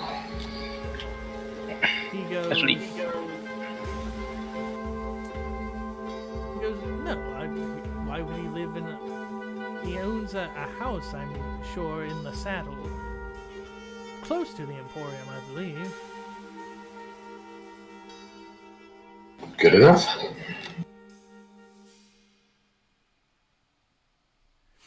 And I will say it's like very, very late into the night. All the better. We're going to, well, I won't say this before the sergeant, but we're going to the Emporium next, guys. Okay. Are we sure we want to do that? Specifically, if you read that note that we got, they said, please coordinate and send one person to the Emporium for the warding key to trigger the zombies. I'm not saying that Casimir is necessarily involved, but they've got somebody working on the inside on the Emporium. Okay. It's the only trail I can think of. What do you guys think? I'll take other suggestions here. It seems like a long I mean, this is after we leave Perel's, so... Yeah, I would not have this discussion from him. He's not going to sign off on us going to break down into the Emporium, so...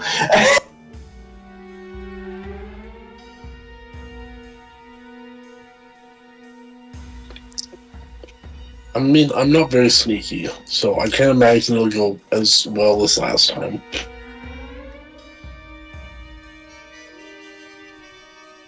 But yeah, we can try. Unless he has an idea where the lab is, because we did show him that note.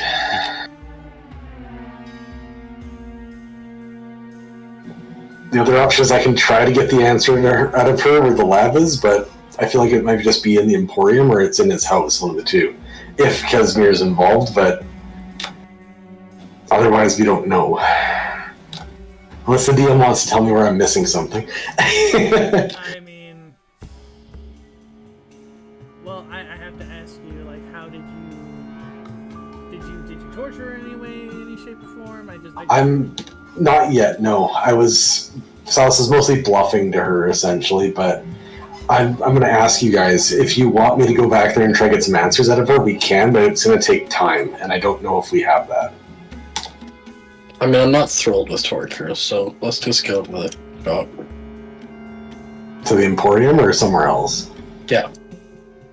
We can also try to meet with Thrent, or sorry, not Thrent, Kismir? But I'm not sure we're going to get good answers out of him, and I'm not convinced he isn't involved.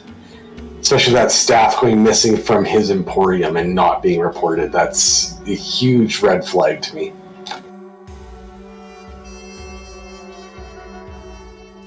If there would be payroll or like inventory at the shop, I think we should look and see like who adjusted the numbers or was working when the staff left.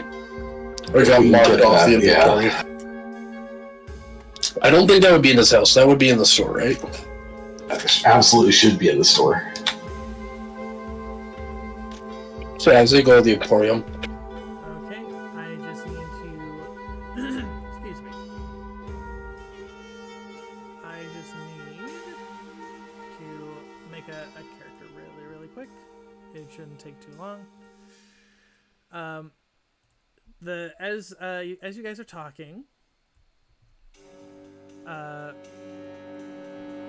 the sergeant simply says, "Did you guys tell him that you're gonna go to the Relics Emporium, or are you?" Absolutely not. Okay, so the sergeant will simply go, "We're gonna give him what's it called? Plausible deniability. Plausible deniability in this one." Okay. He's gonna have enough to deal with Thrent, I think, as it is, honestly. Yeah. Very true. Let's see.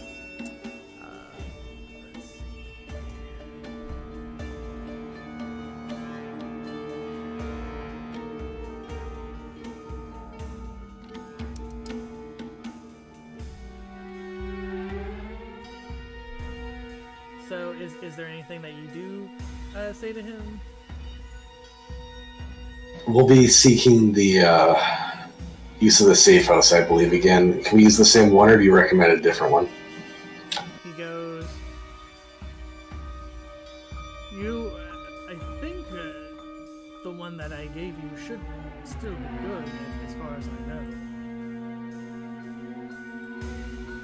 Very good. We'll seek our rest then and decide on the next plan in the morning. He nods. And Sergeant, good luck.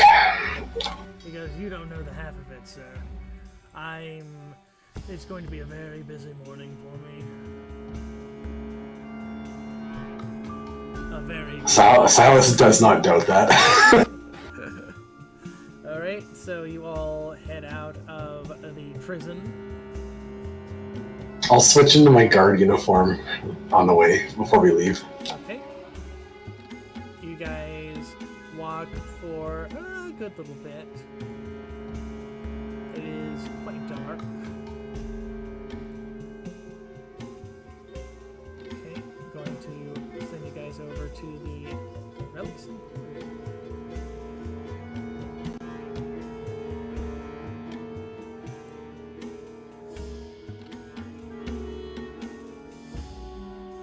So yeah, you guys probably would have came from here.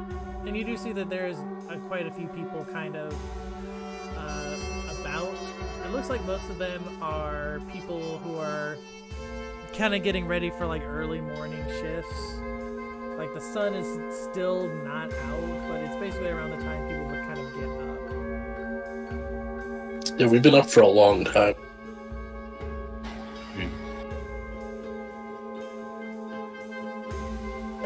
Is it this place?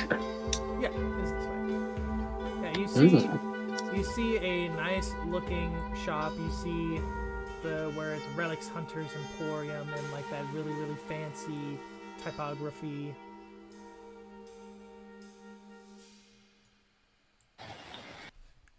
And we'll do the old circle around and glance through the windows, make sure everything's on the up and up. Okay, as you kind of glance around the windows, you do see that it is a hodgepodge of various things. There are books, there are like staffs, there's like crystals, basically everything that a wizard would want is there. When we're kind of going around the outside, do we get an idea where the office would be, like the records and all that stuff? Probably in this section. Oh, it's over here. Oh, my bad. Yeah, it's in this one right here. Oh god, I thought you said he didn't live here. Oh well. Do we see him in there when we're around it? I mean, he like that's not. He's opening up early. Yeah, that's not his house though. Like, yeah, like you see him kind of like. He can be here even though it's not. Yeah. He's sleeping. Yeah. Like I said, it's like early morning-ish. Crap, I was hoping it wouldn't be that late. We went like right at midnight, and then we were there for quite a while sneaking, and then we had to carry her back. And Well, crap, we're gonna have to just do this the other way. Okay. So I'll head for the door and knock. Yeah, we'll go with that. We'll go with that. You guys probably caught like 40 winks. And you knock on the door, and you'll hear a voice saying, "Coming, coming," and it opens up, and you see a very stereotypical wizard man. Oh wow, that is as stereotypical as it gets, isn't it? Yes, he goes. he doesn't have stars on it. It's not purple crushed velvet. He goes, yes, greetings, welcome to the Relic Hunters Emporium. I am Lorades the Sage. Please come in, all of you. And he kind of opens the door. He says, Gyarados, my friend, there seems to be early customers. And you'll kind of look and... Keep in mind we're in guard uniforms right now. Oh, very true. He'll go, it seems to be a local bit of guards here. Any sort of trouble, officers? You'll see Gyarados kind of turn. You'll see this gentleman. He looks not necessarily young. He looks like he's maybe in his 50s or so. He's wearing kind of a very nice looking robe. You see that on his, let me find his stuff. Where is his stuff? You find that he has on the robe, you see the sign of Mithril, which is that gear. So that's for like artificers. Yeah. And then on the other one, you see the lamp, which you know is the symbol of the Lamplighters. Sir, sorry, assume this is in Zalas's gruff guard voice, but Sir Kesmir, we're doing some investigative work. We were hoping you could help us with some of the records here in the Emporium. He kind of walks down and he goes, yes, of course. Has a staff gone missing in the last few weeks by chance? It showed up in the hands of a... what's the word for it? Ne'er-do-well? A ne'er-do-well from that apparently was kicked out of the guild, from our understanding. He goes, a ne'er-do-well from the guild? Landon, I think that was the name. Landon, if it rings a bell. Yes, Landon, yes, I didn't really see him all that much. A few times, I would say. Looked like an alright boy, maybe a little strange. And you say he... I'll rifle through some papers and go, yes, it was a notable staff. Has anything like that gone missing from here? He kind of looks to Lorades, and he goes, has a staff gone missing? Lorades goes, let me check. And he goes to this pile of like various things, and you see him like kind of throwing things around. And it's also scratching his head, and he says something about it is sold. I sold something like that. I'm looking through over his shoulder at any inventory stuff he's doing. What kind of inventory stuff? Like if he's looking through like papers or ledgers or anything, I'm watching. Or is he actually just going through a bin of stabs right now? Yeah, he's going. You see him going through crystals, vials. He kind of goes up to where the staffs are kind of like put in like those little like rungs. Do they have like a staff only room, but it's not a staff room, it's like just full of staffs? Yes, well, no, it's more of a staff closet. Okay. He goes, huh.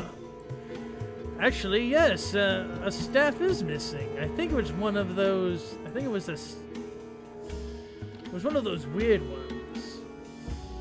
I think it was an Isolda staff or something. Yeah, that matches what our notes say here. Did you not realize it was missing? How long? Why was that not being made aware of? It seems like a powerful magic item from what they told me, at least. Gyarados kind of goes... Is he bluffing? Revere, please tell me if he's bluffing. Gyarados kind of goes, well... When it comes to magic items and things like that, usually... He kind of looks to Lorades, and Lorades looks a little bit sheepishly. He goes, usually there is a mark, an arcane mark that's put on it to prevent it from being stolen. And he'll kind of, Lorades will kind of go, he'll kind of sheepishly kind of look away a little bit.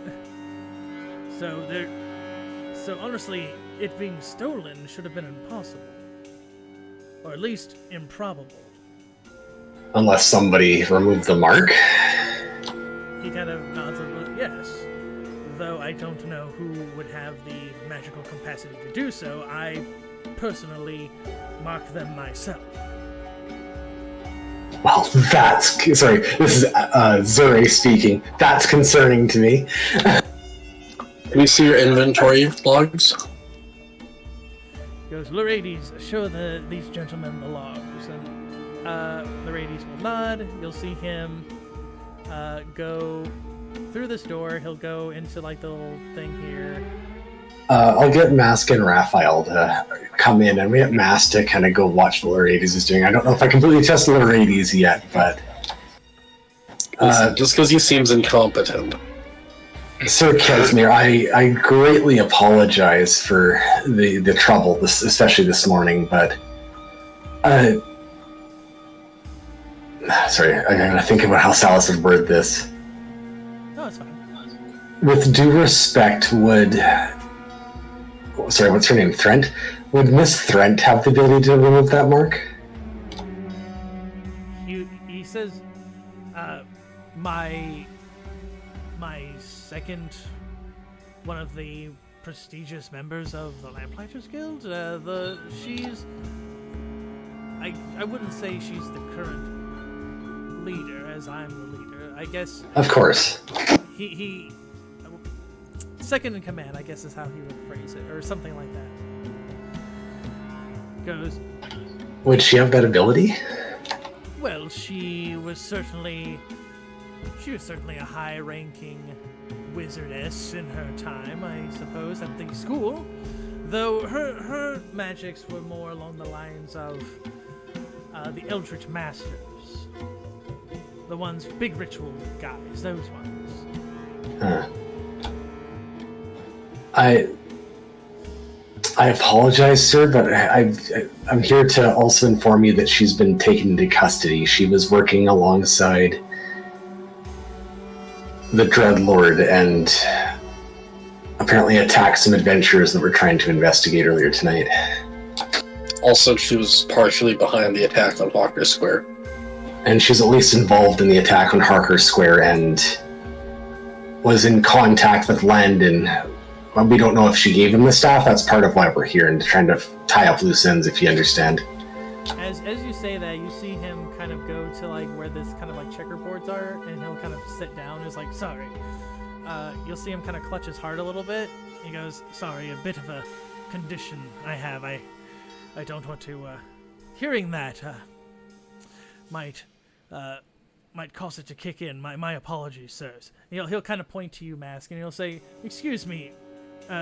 Could you go, he kind of points to right here, and he goes, could you give me a small vial that's at the bottom? It looks slight purple. Is he bluffing at this point, or is it about to attack? I did roll a 22. I was gonna say, I've been watching his reaction here too.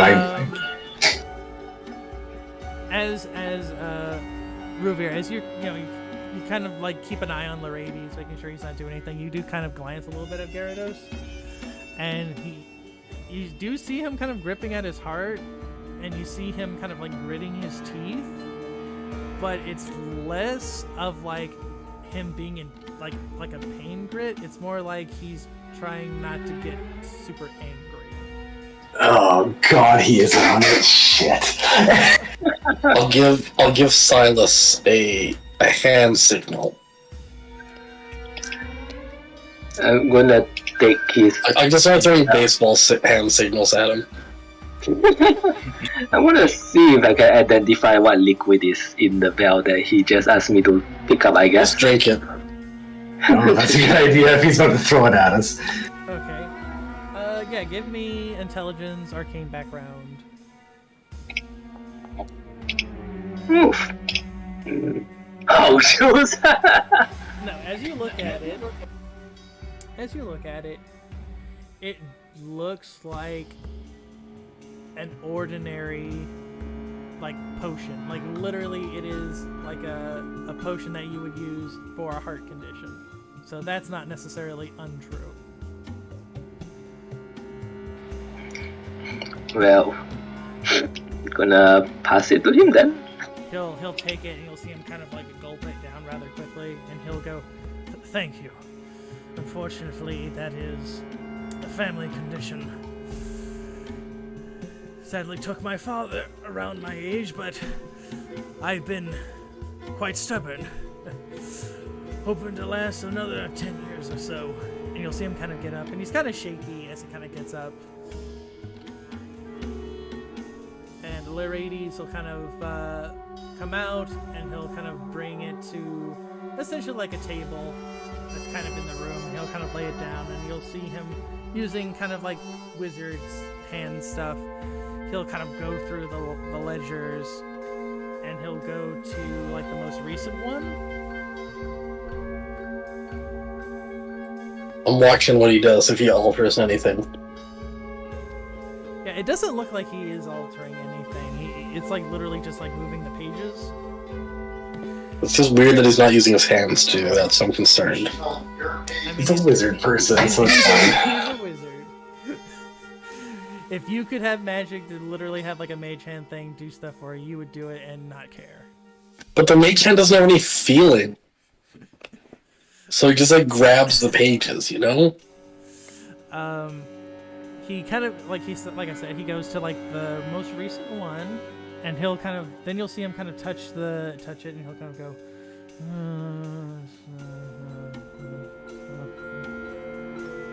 Actually, yes, it does say here that it was purchased. Who purchased it?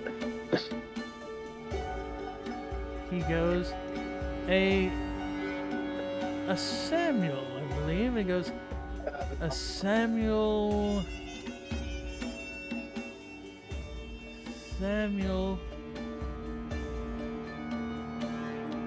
Inkwell?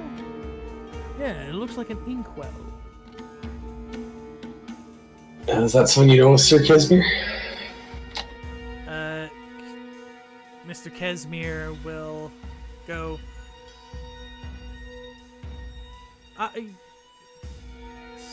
Samuel Casimir. I think I did notice someone like that.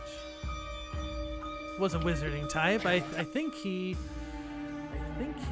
worked at the school.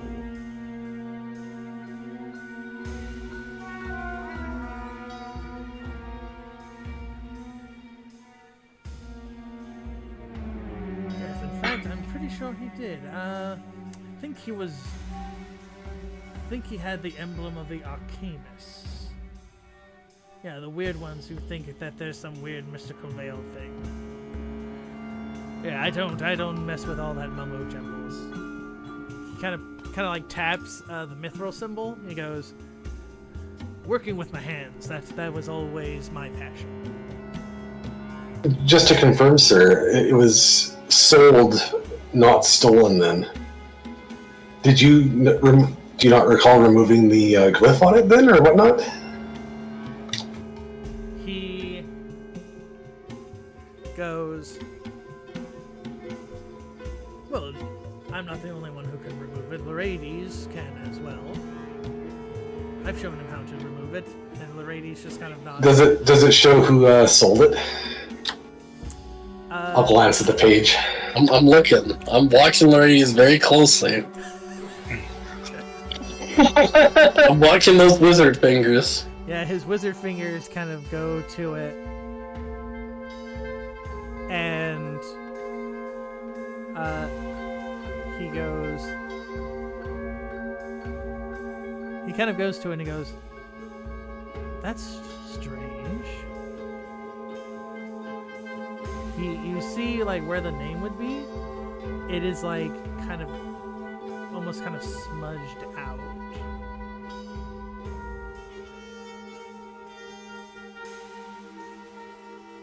Is there a way to restore that?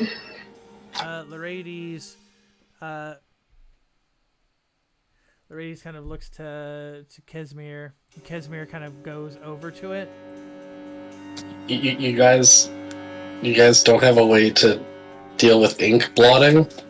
No, you see him go here. He pulls out like a small little vial. He dips his finger in it. He kind of rubs it, and you see that smudging kind of like dissipates. Mm-hmm. And on it says Lorades. And Lorades kind of looks at that and he goes, that can't be right. I didn't sell anything that day. Kind of looks at Gyarados and goes, this is must be some mistake. Could I like identify if that liquid maybe doesn't remove blotches, but just lets him? I was wondering if you just changed it to Sailor Radies, yeah. Well, for that, you guys gotta give me intelligence. I'm gonna put a finger in it and then wrote it over something else that's on the page. Mask, you're magic-y. Can you tell us? Yeah, Mask is magic. Yeah, Mask, do it. Dunk Lorades in the juice. Mask, you know that, with that's very low for it, actually. So you know that, there are some vials and stuff that can do that, but you're not 100% sure. Because you're from another age, some of your knowledge is super not reliable. Alright, do they have an inkwell and a pen here? Yes, there is. Alright. I'm gonna Get Lorades to sign something? Test. I'm gonna write something and then smudge it up when no one can see it. Okay. And then I'm gonna ask him to do the same thing. While he's doing that, I'm gonna get Lorades to sign something just so I can do a comparison between the things to see if it's his signature on there. Okay. Ruvir, as you give him the paper, he'll dip his finger in and he'll... No, I'm not. I want to see Lorades do it. Oh, okay. Why Lorades? Because if he's doing a different spell than what the ink does, then Lorades won't know what he did. So yeah, Lorades takes the paper, he'll dip his finger in the stuff and he'll kind of smudge it.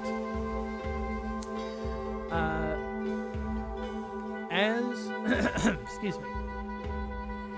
As it begins to kind of dissipate, what is what did you write? I wrote Lorades did it just to see his reaction. As You troll. as that happens, you see that the ink kind of dissipates away,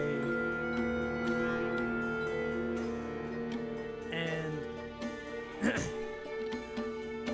it does show Lorades did it. Oh. Okay. Alright, Lorades is innocent. What do you mean he's innocent? I mean, I don't know if he's innocent. That says that he signed it, if anything, but I still want to compare his actual signature, because this is something an investigative police sort of person would do. Yeah. If only we were all wizards. Oh boy. Okay, so you kind of look at some of the other signatures. It doesn't match Loraine's signature at all, though. Looks like this might have been forged. Kesmir will kind of look he'll go, "This is very concerning indeed." Why would they have forged it and then smudged it, though? So that we would give up after the first unveiling.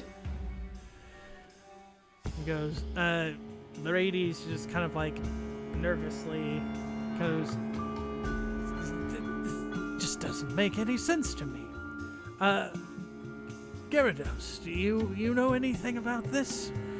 And Gyarados just goes,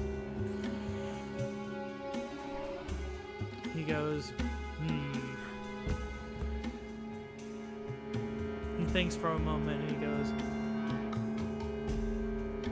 "Like I said, my marks are on this to prevent things from being stolen." But he kind of looks to you, kind of looks, and he goes, "But I do know that with Mithril, that forging marks can possibly happen." He's essentially saying that someone can forge arcane marks. It's very, very hard to do, but you can do it.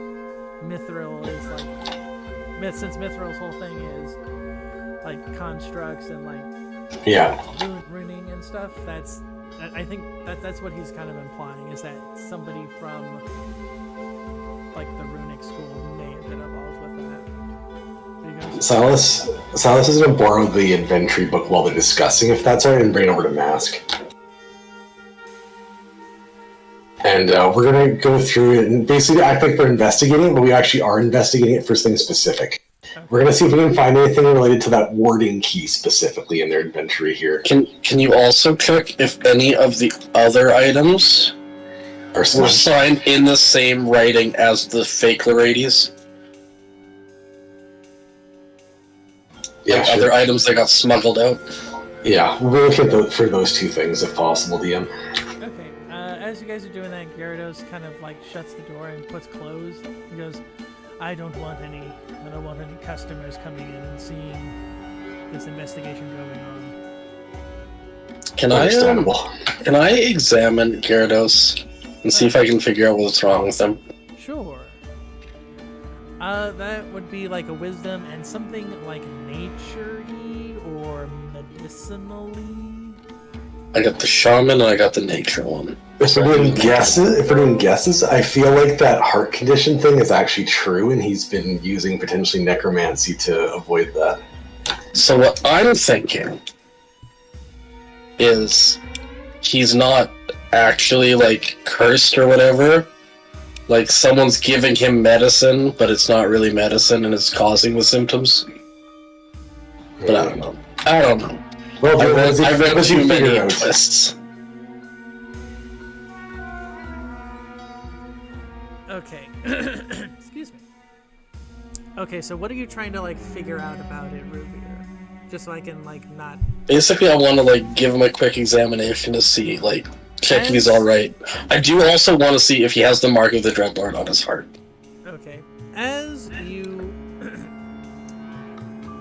you kind of inspect him, you do how do you inspect him? Do you just do like a? I'm gonna ask him some questions. I'm gonna get him to move around a bit. I'm gonna I don't know, stethoscope thing. Okay. Well, medieval stethoscope. Yeah, medieval stethoscope thing. You kind of put your hand on his chest and everything. You kind of like try to sense it.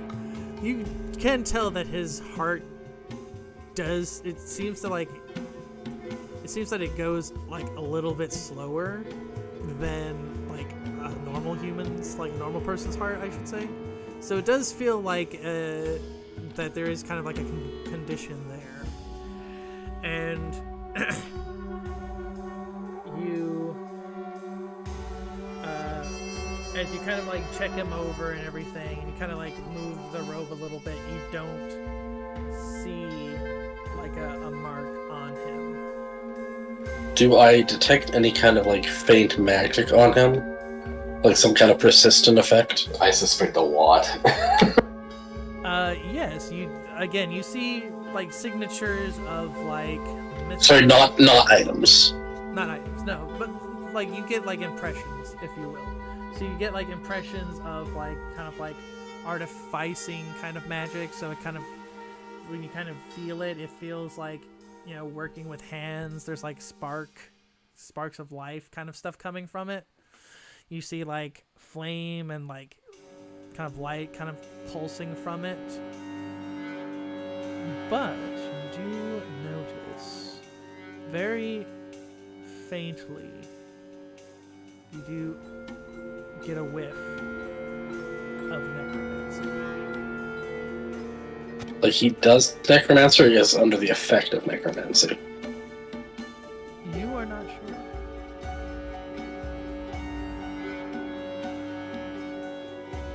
Tell me about the condition that your family has, please. He kind of nods a little bit and he goes, well,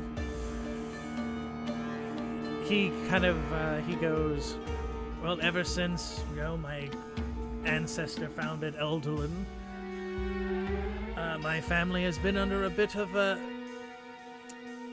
He kind of looks a little bit and he goes, they say it's a curse, but I call it a condition, personally. I believe it was during the first moonless night, some dark monsters and such, and the lighting of lights to prevent them from attacking the city and what have you. But I would say about a month or so after that happened, my ancestor, his heart got sick, and he began to cough up, and he died a frail person. And ever since then, my family has suffered this condition, though not to that extreme. As obviously I'm here, my family has thrived to some extent. What about the medicine you take? Who makes that? He goes, there's an apothecary in the university that I go to. He kind of chuckles a bit, he goes, I get a discount being alumni there after all. Which school? He goes, the artificers, the Mithril. Mithril does a little bit of alchemy as well. Though some of them, they're still trying to do the old turn the stone to gold thing, and that still hasn't panned out for them as well as they want. Did he just make a gold panning joke? Yes. I like it. I like this guy. I don't think he's evil.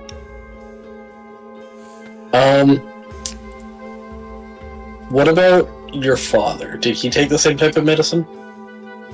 He kind of thinks for a moment and he goes, no, my father was...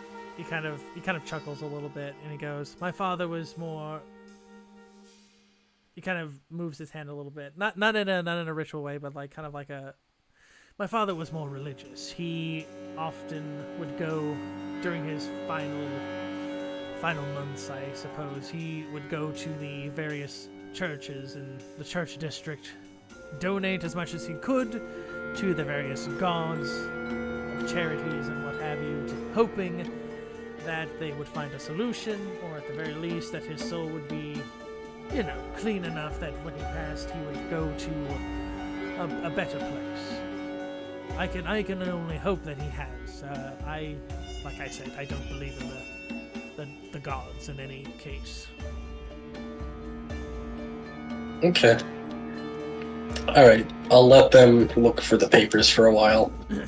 While I try and figure out what's wrong with him still. You'll see Casimir kind of like look at his wrist, and you'll see like a little, basically what would look like a little watch. But it has. Does he have a wizard Fitbit? Yes, it does. As he clicks it, you'll see like a little sand hourglass will kind of appear, and he'll go. Hopefully you can finish your investigation quickly. We do have to open up the shop after all. We'll do our best, of course. Okay. And you guys are searching. Excuse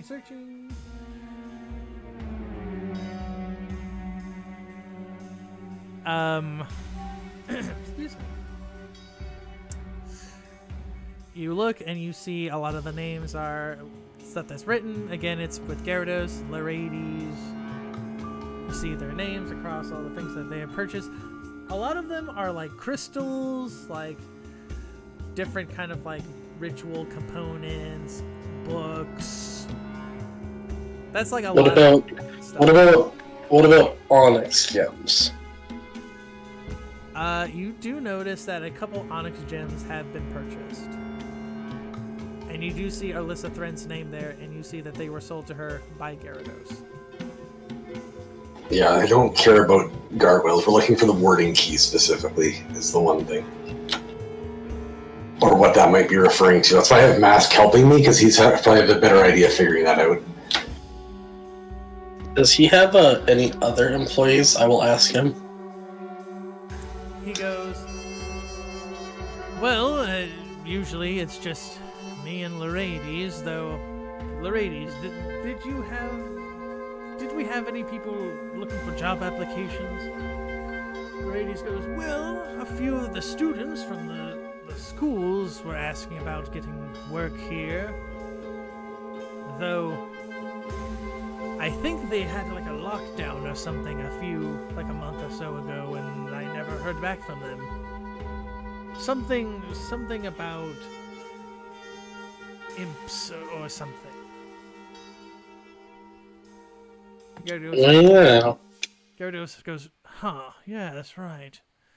They said it was about imps in the docks, right? Yes, something like that. It would be nice if we could get some young people in here and help us move these things around. You see Lyrades kind of like rub his back a little bit. It's getting too much for these old bones. And Gyarados just kind of like elbows him a little bit. It's like, oh no, Lyrades, you still got a good 20 years left in you. If anything, I should be the one that needs help around here. And Lyrades just kind of, bumps him and goes, nonsense, Gyarados, you're still as healthy as a horse. It's just that condition, that's all. Surely we'll find something for it.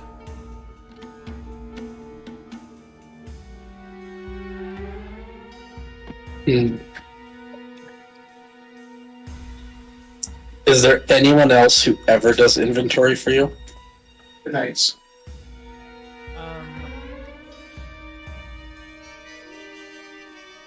They would have access to that specific book. Goes, actually, there is someone, though he doesn't really help out all that much. He has his own business that he does things with. Tobias Longshadow. But he doesn't come by very much, being the dean of the entire schools after all. But when he gets the chance, he comes by and helps us out. Sometimes we give him a few items as thank yous and things like that. Is the dean of all 3 schools? Yeah, he is. Yes, he's the headmaster, actually. And he just... Okay. He goes, you have to understand when it comes to wizards, we tend to, when you know as much magic as we do, we tend to not worry too much about a lot of things. As we can literally teleport ourselves where we need to be, and we can conjure up things that we need to do a few things. In fact, most of the time, we just conjure up little summons and just have them do some of the work ourselves. It's only if we need them to go certain places that, we try to get people that can actually do things like that to help us.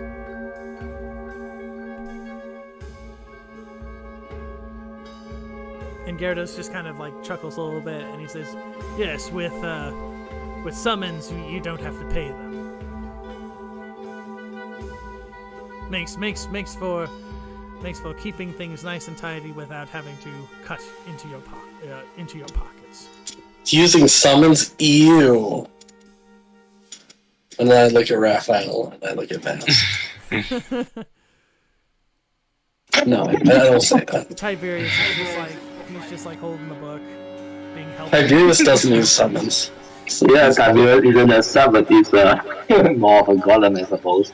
Yeah, he's animated. He's okay. Yeah, but he's still holding the book. He's being helpful. Yeah, no, it's just I was grinding their gears. Yeah, he's very helpful. But he's not being destroyed. Listen, he only got destroyed 2 or 3 times. It's okay. Max will get him better when he levels up, right? He hasn't been destroyed yet as of this level. I mean, as of this full heal up. Yeah. I mean, we just had it a couple minutes ago, so. In any case, as you guys, so are you guys looking for so you guys are looking for a ward key, correct?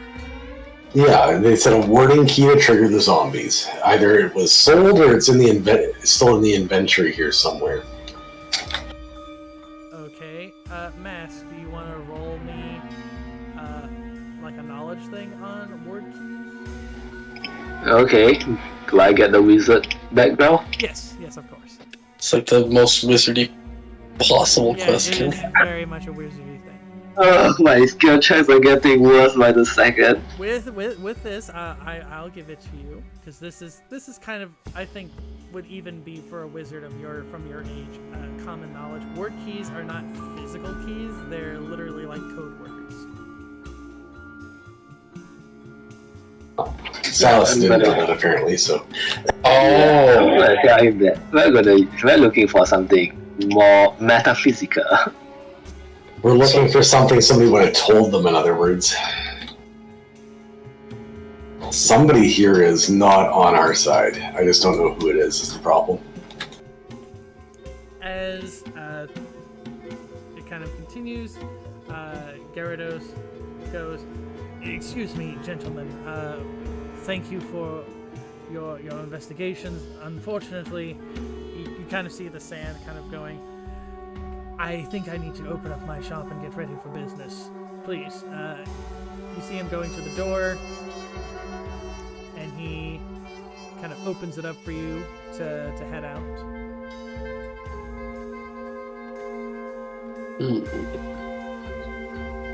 I'm gonna give Larides one more look over. Larides, he just looks kind of nervous. And he'll go, "Yes, we need to get going after all. It's a busy day doesn't wait for any man, right?"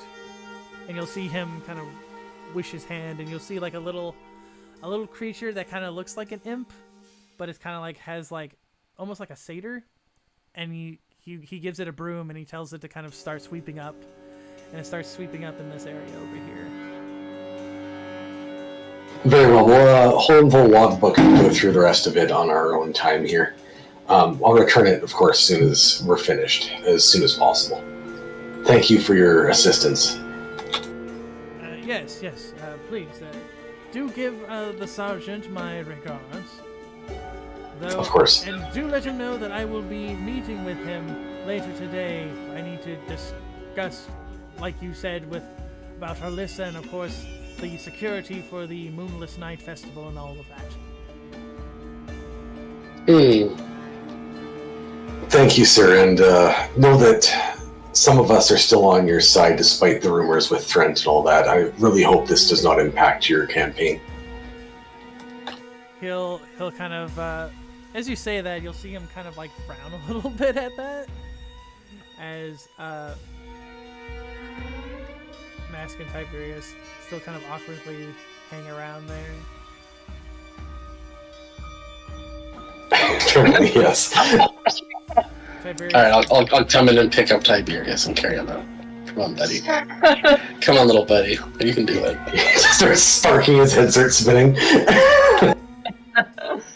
Johnny 5 is alive! Woo!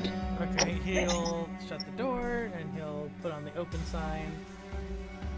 As, you know, the sun's kind of slowly peeking up now, and you see a few people who look like they're from the school kind of come in, and Gyarados welcomes them, and they go about their business. Let's head for the safe house. Okay. We are due for some rest, if nothing else. Indeed.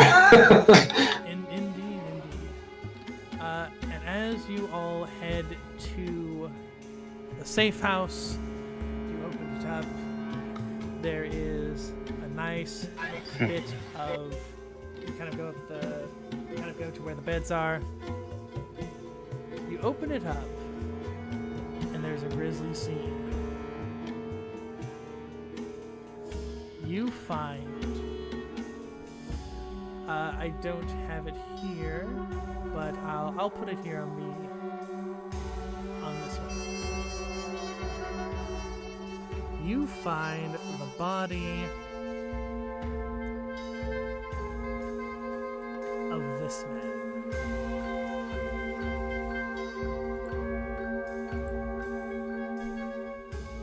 Who's Pisarius? He's the guy who sold the cart to the guy who... Yeah, he was the one that you intimidated. Yes, his body is kind of strewn about on one of the beds. He has been is a very grisly scene, let's just say. And Is there no guards around? I thought the whole point of the safe house is there's some guards keeping an eye on it too. Am I wrong? as you kind of look, you do see that there are 2 guards as well. But they're Also dismembered, etc. yes. I'm gonna presume Salas is leaving. He'll just close the door and say, "I wouldn't look."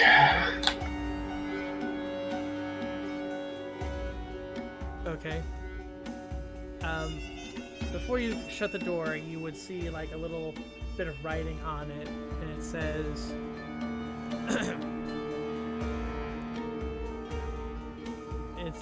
"All loose ends will be severed."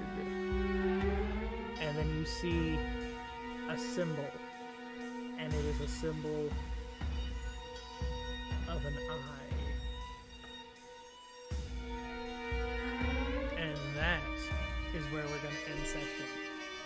As you shut the door and the camera kind of lingers on that symbol of the eye.